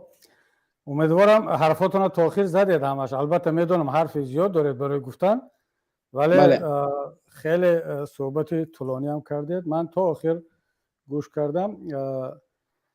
ببینید برادر امرالله، خیلی نسبتا خوب شروع کردید و بعد آخرش هم پیامی امام علی رحمان شد. یعنی کشور ما دموکراتی، حقوق بنیاد، شکرانه، همون شکرانه وطن، شکرانه صلح، جنگ نشود. یعنی من یک چیز راست دیگه هم آفرین میگم به شما که پس همون دستور سپارش‌های رهبریتتون خوب میگیرید هر چیزی که میگن، ولی از طرف دیگر دلم میسوزد، واقعا دلم میسوزد. یعنی آدم نباید تا این درجه زامبی یا کرخت باشد که حالا خودش هم باور کند به آنچه که براش میگویند و باز دیگران را تلاش کند که باور کناند. و برادر امرالله ببینید فرق ما و شما در چی است؟ شما در کانال شخصی من، حالا خودتون گفتید 2 مرتبه برآمد کردید و با من هم فکر نیستید و شما 2 مرتبه باور میکرد انشالله باز اگر خداوند صحت سلامت مانمون با برآمد کنید با 3 بار 4 بار با من مخالف باشید شما، ولی دشمنی من نیستید، شما هموطنی من هستید، شما حق دارید که مخالفی من باشیم. فرق ما و شما طرفداران امام علی رحمان که با او فخر میکنید در همون هست که هیچ کس از مخالفی شما نمیتواند در کانال شما، در تلویزیون شما برآمد کند در جایی که از پول خودشون است. همین کانال من برادر عزیز از مبلغای خودم است، همین سعودیه و همینا. حالا شما میگید که سرپرستی خارجی دارید، خب یکیش میگه شما سرپرستون ایران، شما اروپا میگید، یک از انتارکتیدا، یک از سومالی و افغانستان میگه. خب این کار شما، هر چیزی که میخواید بگید. اما برای همین یک استودیو کردن، خب نمیدونم چند در کار است که باید سرپرست با من پول بده. حالا هم یک تلفن کافی است که میمونی و اینترنت دیگه صحبت کردن میگیری. ولی حالا بالفرض هر چی باشد، ولی کانال شخصی هست، شما برآمد میکنید در کانال پیمان، در کانال دیگر دوستان. اکنون فرق رو میفهمید که ما در دو تا دنیا زندگی کرده ایستادیم. طرز تفکر شما دیگر است، شناخت شما از واقعیت جهان دیگر است، از حقیقت دیگر است، از ما دیگر است. اما باز فرق دیگری ما و شما در این است که من اجازت میدهم و حق شما حلال، حق حلالتون میدونم که شما با من مخالف باشید، با من ضد باشید. من شما را دشمن نمیدونم و اجازت میدهم که در کانال من برآمده مرا تنقید کنید. و تا وقتی که من به دقت گوش میکنم تنقید کرده ایستادید، من شما را قطع نمیکنم، حتی طولانی هم صحبت کردید. اما وقتی تحقیر شد، بعد هر کسی را رحمان رو فهم تحقیر کنید، من قطع میکنم. اما وقتی دیدید که تنقید میکنید مرا، میگید شما حالا وطن فروش و اینا را، حتی اینم تحقیر است، اما من اینا صبر میکنم، میگم بگذار گفتن گیرد. خب ببینید برادر عزیز، اکنون فرق رو انشالله که درک کرده. شما وقتی میگید که این کیا هستن که حرفا رو میگن که در تاجیکستان مشکلی است، همین مردم گفته ایستاده است. یعنی مردمی که در همین، مگر همین مردمی که در روسیه هستند برآمد میکنن، اینا از نگاه شما مردم نیستن، تاجیک نیستن، حق ندارن؟ چرا شما فکر میکنید که ما تاجیکستان رو دوست نمیداریم؟ یعنی کی رو گفته است؟ یعنی اگه بارومتر هست، یگان ترمومتر هست، نمیدونم یگان دستگاه هست که در دل من و شما میموند میسنجد که من تاجیکستان رو بیشتر دوست میدارم یا شما؟ باور که من شک ندارم در آن که شما تاجیکستان رو دوست نمیدارید. برعکس من باور دارم که شما تاجیکستان رو خیلی دوست میدارید. نمیدونم امام علی رحمان رو بیشتر دوست میدارید یا تاجیکستان رو، ولی میدونم که تاجیکستان رو دوست میدارید. اما یک چیز دیگر رو من باور دارم، به این باور دارم که من تاجیکستان رو از شما بیشتر دوست میدارم. به این اصلا شک نکنید. برای چی؟ برای اینکه من تاجیکستان آزاد و پیشرفته و دموکراتی و مردمی سربلند رو دیدن میخواهم در آنجا. شما ممکن تاجیکستان رو، همون خاک رو، سنگ رو، وطن رو، کوچه ها رو دوست میدارید، اما معلوم میشد که شما ملت رو دوست نمیدارید. شما باور کنید من شما را با وجودی که مخالف من هستید، من همچون تاجیک باز دوست میدارم، اما در صحبت های شما یک نمود بدبینی نسبتی هموطنا احساس میشود. هر کی با شما مخالف است شما رو دشمن میدونید. حتی مهاجری که اصلا نه دشمنی من است، نه طرفداری من، نه دشمنی شماست، نه طرفداری شما، فقط با امر تقدیر مهاجر شده است. امروز پرابلم دارد، به وطن برگشتن میخواهد، شما همون رو هم دشمن میدونید، همون رو هم نفرت دارید. میگه اینا کی هستن که میگن در تاجیکستان پرابلم است؟ باور کنید برادر امرالله، از آنه که من از اینجا ایستاده تاجیکستان رو تنقید میکنم، یگان خارجی به حال من نمیخندد. خارجی ها به حال من و شما همون وقت میخندد و واقعا هم میخندن که میگن شما چی ملتید که قشاقترین، کم بضاعتترین، از همه بیشتر مهاجر، یک خانواده رو، یک نفر رو 30 سال شد تحمل کرده ایستادید. جای شرم و خجالت و جای خنده خارجی این است برادر. یک نفر مثلا مرکل را تنقید میکند، حالا میدونید اولاف شولز را، سروزیر حاضر آلمان رو چقدر تنقید کرده ایستادن. یگان کس به حال آلمانی‌ها نمیخندد، حقشون است، میگه شهروند است، تنقید میکند. من در داخل تاجیکستان بودم تنقید میکردم تا روزی که زندانی هم نمیکردن، دل جنایتی شدن، مجبور شدم فرار کنم، از بیرون تنقید کنم، همون تنقیدی که در داخل میکردم. این حق حلال من است.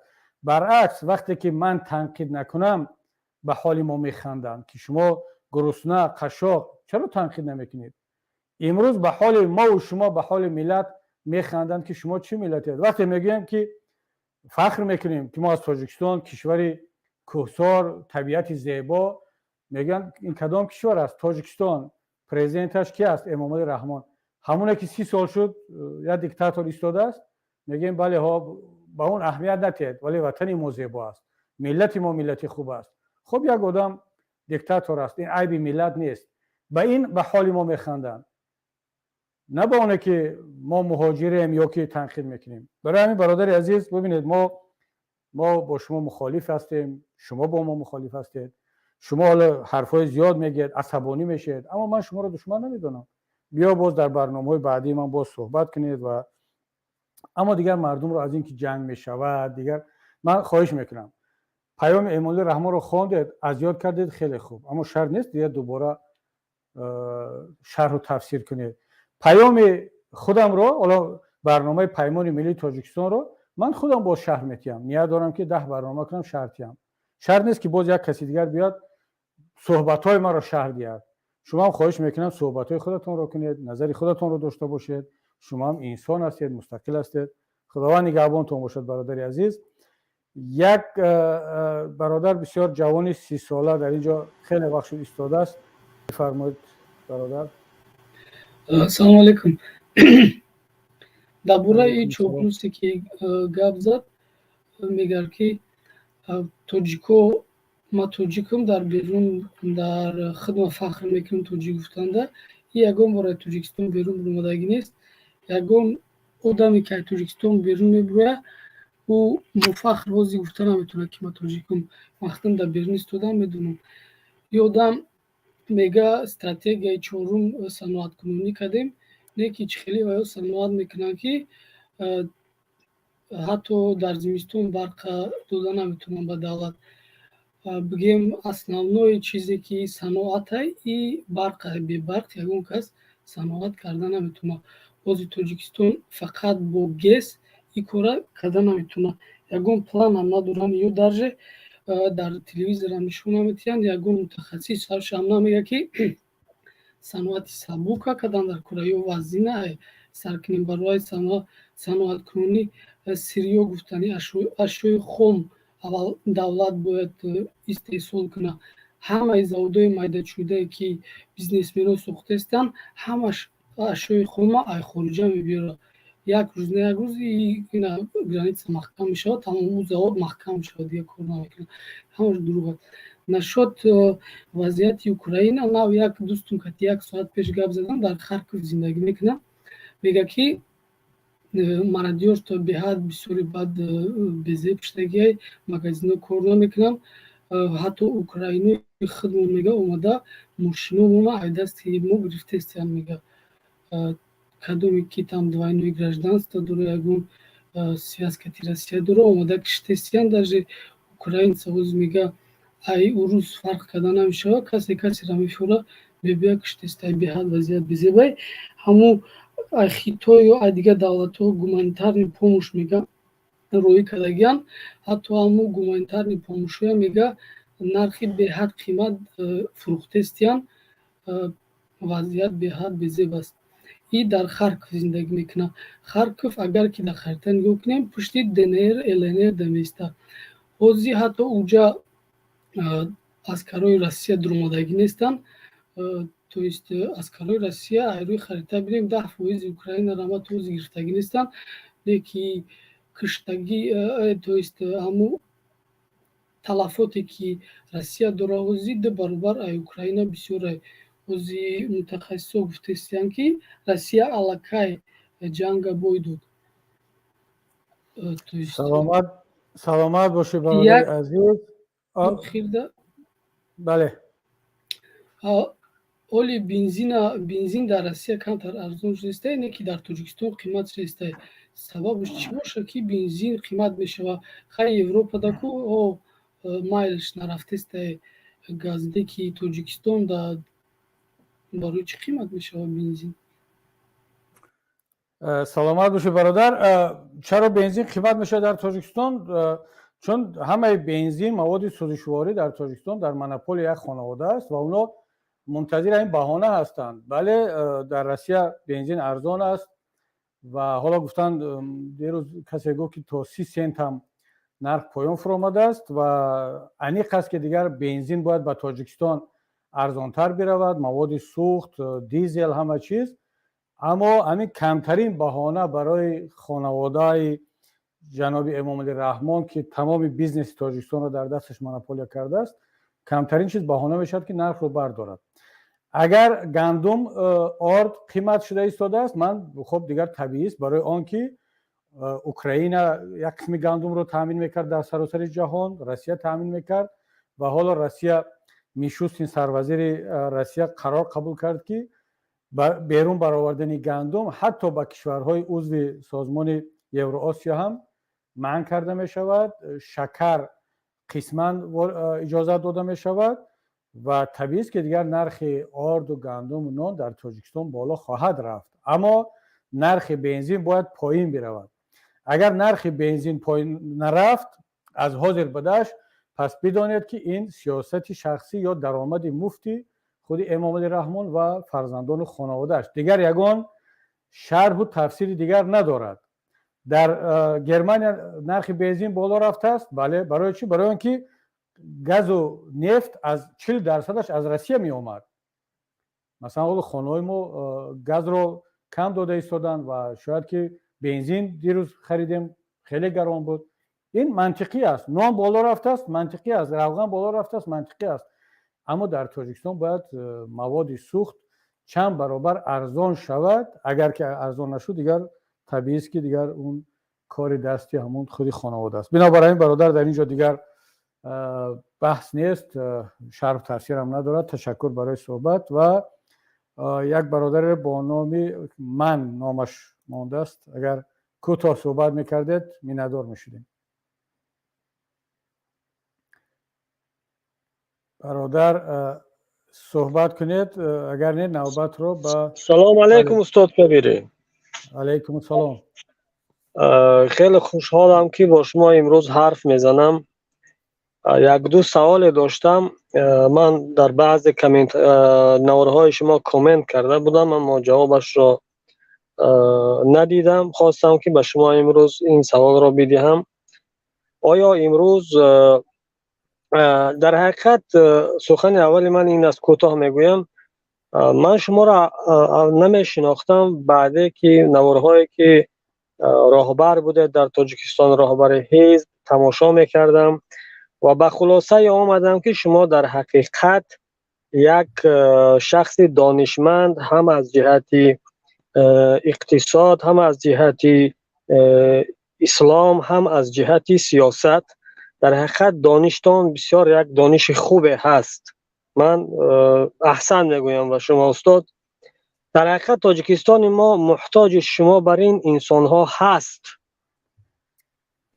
برادر دیگه به موضوع اساسی بگذاریم، چون حالا تشکر برای لطفتان. بله، من میخواهم از شما بفهمم، شما امروز من نوارهای دارد با ما مهاجران شما صحبت میکنید تو است رو برو. شما وقتی که به سر قدرت آمدید این چونین برنامه های را آنلاینی تشکیل میکنید که با مردم، با ملت، که با پرابلم های ملت، با مشکل هایی که در ناحیه ها و کشورها هستند، با مردم آزادانه صحبت کنید. همین را از شما میخواهم بفهمم. سلامت باشه برادر عزیز. تشکر که لطف کردید و اون نوارهای زمانی در دوشنبه بوده ما را هم تماشا میکردید و واقعا بعضی از برادران هموطنان ما را خیلی هم به انصافانه گاها تنقید میکنن که چرا در دوشنبه بوده در وطن گپ نمیزدید، برآمد نمیکردید، تنقید نمیکردید. و وقت آخر خدا را شکر که این نوارها در شبکه‌ها بیشتر شده ایستاده است و مردم آگاه شده ایستادن که نه، الحمدلله که در داخل هم گپ میزدیم و همین گپ زدن بود که ما را یا زندانی کردن یا کشتن یا مهاجر کردن. منظورم تمام برادران مبارز را. و ما هم یکی از اون برادران مبارز هستیم انشاءالله که بهتر از ما هستند. ده ها و صدها نفر در زندان های تاجیکستان، بخصوص برادران من سید عمر حسینی، محمد علی حیید و ده ها نفر دیگر، زید سیدوف و بزرگمهر و دیگرها به مراتب از من بهتر و مبارزترند، وگرنه در زندان نمی بودن. اما مسئله که آیا ما بعد با مردم همیشه اوضاع صحبت میکنیم یا نه؟ برادر عزیز، حالا این وعده رو من با کمال مسئولیت میدهم که این کار هم میکنم و باید هم بکنم و باید هر پرزیدنت، هر رهبر، هر سیاستمدار با مردم در یک صحبت آشکار و خیلی زود صحبت کند، به سوالهای مردم جواب بدهد. شاید کسی بگوید که چگونه اثبات میکنه این رو؟ خب وقتی که من در تاجیکستان بودم، رهبر حزب بودم، دپوتات مجلس نمایندگان بودم، تمام منطقه تاجیکستان را گشتم، با مردم ملاقات میکردم و روسیه را از ولادیواستوک تا کالینینگراد، سنت پتربورگ، تمام شهرها را در اونجا که تاجیکان زندگی میکردن رفتم، صحبت کردم، ملاقات کردم. کار به حد رسید که سفیر تاجیکستان در روسیه، اون وقت نامش رو نمیگیرم چون الان پنسیونر شده است، و نامه نوشت بر امام علی رحمان که نسخه نامه رو رئیس مجلس اون وقت، رئیس پارلمان، به من روان کرد. من برای خواندن فقط گفت که خواهش میکنم نسخه نکن، بخوان، همون پیش آدمون که خودت شناس شو، امضا کن که شناس شدم. نامه رو میخوانم. سفیر شکایت کرده است به پرزیدنت که محیدین کبیری دپوتات خیلی از حد زیاد به روسیه نزد مهاجرین سفر میکند و با مهاجرین صحبت میکند. شما کاری کنید که دیگر نباید پیش رهش رو بگیرید و دپوتات های حزب خلق دموکراتی رو بیشتر روان کنید. و خب اونا برنامه کردن دیگر اگون دپوتات حزب خلق دموکراتی میرفتن گروه در همون مسکو گاستینس ها و 4 نفر رو در اونجا جمع میکردن، برمیگشتن. مثل من هیچ کدومش ولادیواستوک و ایرکوتسک و یکاترینبورگ و تا یک تا شهرچه در مرز خیتای بود، همون نزدیک خیتای امورس بود، چی بود، تا اونجا من میرفتم. یعنی کار به این حد رسیده بود برادر. وقتی که در دوشنبه بودم میکردم، چرا باز به دوشنبه برگردم این کارو نمیکردم؟ حتما میکنم انشاءالله. من عاشق مردمم هستم، عاشق گفتگو با مردمم هستم و این دیگر وظیفه و رسالت من است برادر عزیز. تشکر برادر عزیز. یک نفر با نام علیشیر هم خیلی انتظار بود، اینم بشنویم. فرمایید برادر. سلام علیکم. و علیکم السلام. کوتاه صحبت کنیم برای همه بچه‌ای که حاضر ما پشتگیری کرده هستند، کمتر با آداب شدن. اما را گفتنیم که تا یک دوره معینه بسیار با جرأت کلان میگفتن که دست شما هیچی نمیبیه، دست شما هیچی نمیبیه. واسطه با معنی شدستن حاضر که ترسشون هم نشون دادستن ایزون کشیده که نبیوین که اینجا خودش وضعیتش خوب نیست. برای هم میگم الحمدلله، خدا را شکر که به روز هم رسیدیم. انشالله که پیروزی نزدیکه. قرار به همه خلق مظلوم. سلامت باشه برادر. بسیار نکته خوب اشاره کردید که گفتید که خیلی با ادب شدن. یعنی سیاست همین است. ملت تاجیک، جوانای ما در این چند سال اخیر خیلی بی ادب شد برای که امام علی رحمان و تلویزیون و اونگارد و شبکه‌های حکومتی بی ادب کردند. اما اگر سیاستمدارا و رهبرا با ادبانه صحبت کنند، در اول صحبت‌های ما یادتون است چند تا بی ادب می‌درآمد، حقارت می‌کرد، مسائل شخصی تحقیر می‌کرد. ما کم کم اونها رو نصیحت کردیم، بعضیش رو بیرون کردیم و اونها هم دیگه مجبور شدن که با ادب‌های خود رو بیارن. و همین خیلی من هم تنها این به طرفدار حکومت ربط ندارد، شدیداً و قاطعانه خواهش میکنم، طلب میکنم از تمام طرفداران و جانبداران ما که در صحبت‌ها هیچگاه به تحقیر و به توهین و به رسیدن شخصیت اجازت ندید از طرف خودتون.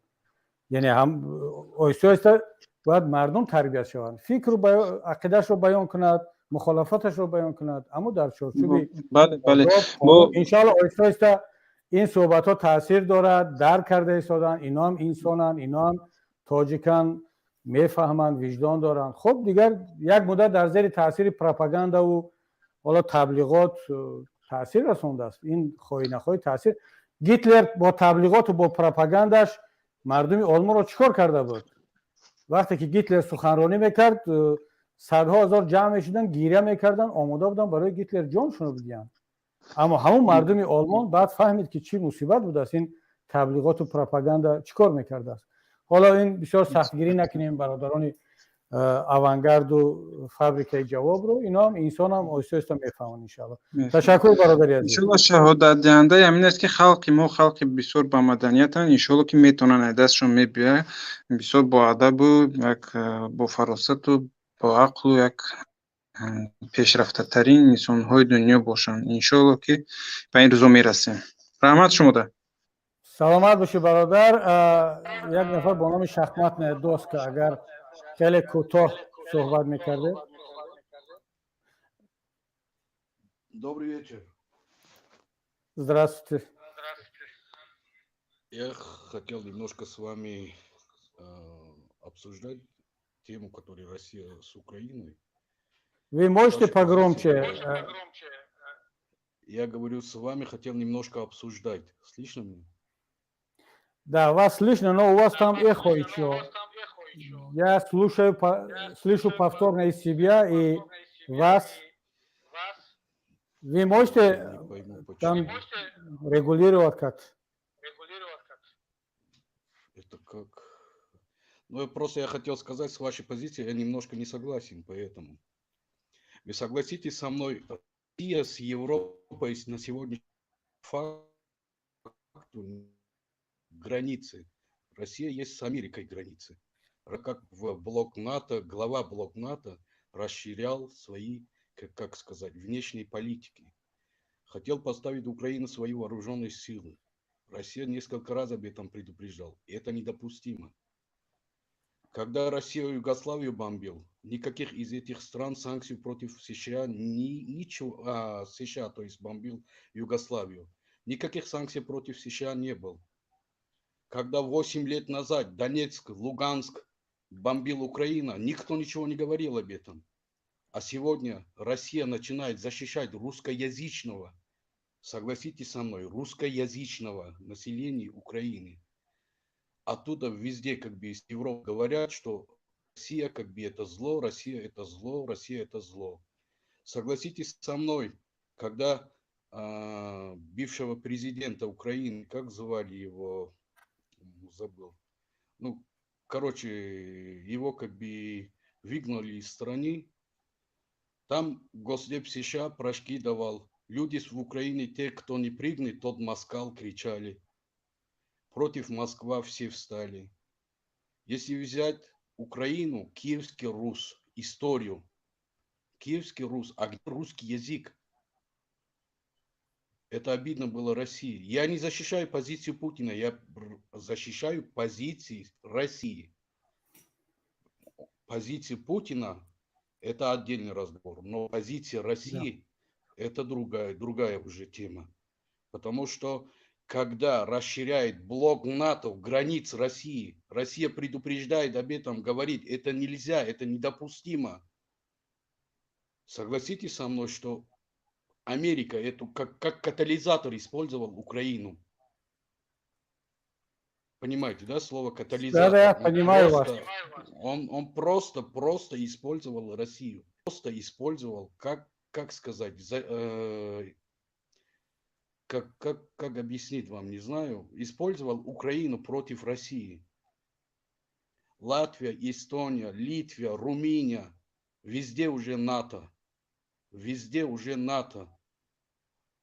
А об этом 15 лет тому назад еще Путин сказал. Нельзя этого делать. Нельзя этого делать. Но Америка никого не хотел слушать. Бомбили Ирак, бомбили Ливию, бомбили Сирию, бомбили Афганистан. Везде, везде бои. Хотели бомбить Иран. А почему Америке можно делать атомную бомбу, а Ирану нет? Все видели, что Америка как использует всех как бы в свою сторону, в свою пользу. Да, спасибо, дорогой друг, я вас понял. Дело в том, что у вас там эхо, поэтому я вынужден буду отключать звук для того, чтобы мы могли спокойно разговаривать. Я вас слушал и понял, я правда не понял, в чем вы со мной не согласны.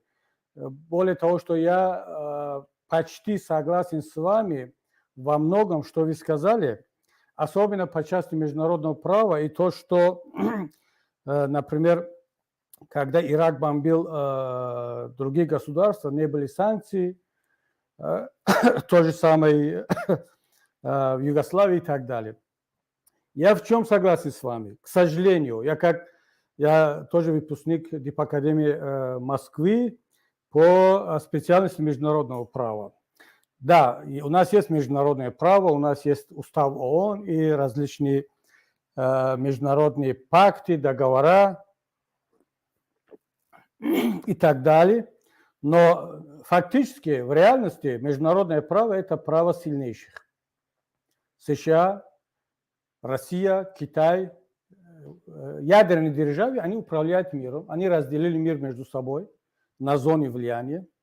Никто не спрашивает у мелких государств, народов, у таджиков, у узбеков, у африканцев, у иранцев, даже у таких более крупных государств, как Турция и так далее, не говоря уже об Украине.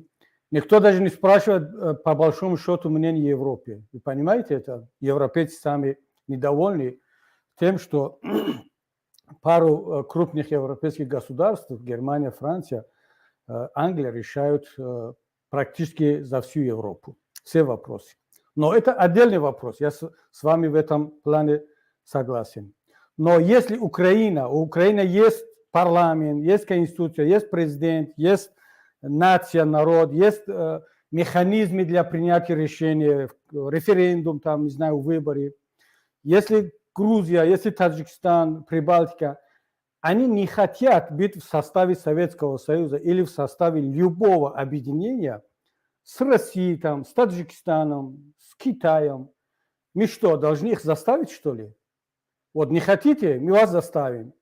Вы идете на сближение с Западом, мы не допустим.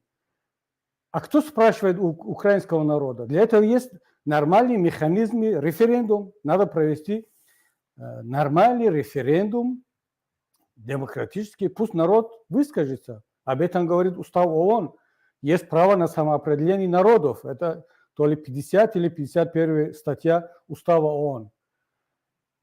Речь идет об этом. Речь не идет о России. Вот вы сказали, что якобы мы критикуем Россию. Нет, более того, мы не критикуем Россию, мы критикуем отдельных политиков. Я когда был в Москве, об этом я много рассказал. Я когда встречался с покойным Примаковым, я ему тогда сказал, что ваша политика ведет Россию в сторону изоляции, не только международной, но и сами народы Центральной Азии, бывшего Советского Союза, начинают убегать от вас. Вы не привлекательны для наших народов.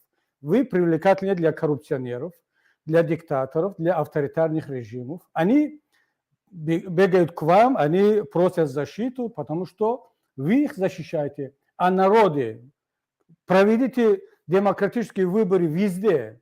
Армения, Грузия, Азербайджан, Таджикистан, Украина. Они хотят быть рядом с цивилизованным, нормальным миром.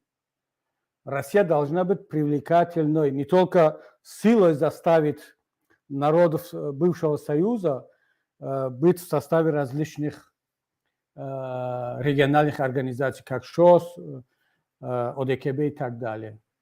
Рано или поздно, я еще это говорил 5-6 лет тому назад, мы к этому идем. Это не говорит о том, что таджики, узбеки, украинцы против русских или против России. Поймите, мы все были в составе Советского Союза. Русский язык ближе нам, чем, например, я до сих пор даже в Европе больше говорю на русском, чем на немецком, чем на английском. Я почти забыл уже английский язык. Потому что язык общения здесь немецкий или русский, или таджикский у меня. Мы любим русскую культуру, Россию, там жили, учились, но силой Россия не может заставить нас полюбить Россию, полюбить российскую политику. Вот в чем проблема, дорогой друг. Этого надо понимать, этого надо чувствовать. Мы знаем, что такое защита русскоязычного населения. Мы видели эти танки в Душанбе, тоже хотели защищать русскоязычного населения. Результат что? результат 150 тысяч погибших, диктатура в течение 30 лет и 2 миллиона мигрантов в России. Вот результат этой политики полковник Квачков со своим лозунгом «Мы защитим русскоязычного населения». От кого? От таджиков. Как будто таджики, не знаю, там дикаря или варвары. Нет, дорогой друг. Мы друг друга понимаем, мы с вами. У нас, наоборот, больше взаимопонимания общего, чем различия. Но так оказалось, что каждый из нас, мы оказались на разных сторонах баррикад. Я уверен, что скоро все уладится, и опять мы начнем говорить о нечто позитивном, положительном. Так что, дорогой друг, спасибо за мнение. Жаль, что у вас там эхо был в вашем канале, поэтому я вынужден был вас отключить, но я надеюсь, что мы друг друга поняли. خب دوستان گرامی، هموطنان عزیز، تقریبا 3 ساعت می شود که ما امروز صحبت کردیم. از صحبت‌های قبلی کمی کوتاه‌تر 5-6 ساعت بود، بعد 4 ساعت، حالا 3 ساعت. انشالله تلاش میکنیم که صحبت‌های بعدی باز کوتاه‌تر شود، اما صحبت خیلی مهم بود. خیلی فکرای جالب هم شنیدیم، انتقادها، پشتیبانی‌ها. در عموم امیدوارم که یک کمی هم باشد برای روشن شدن مسئله کمک کرده باشد. تا صحبت‌های بعدی در پناه خداوند ممنون باشید. سلام علیکم.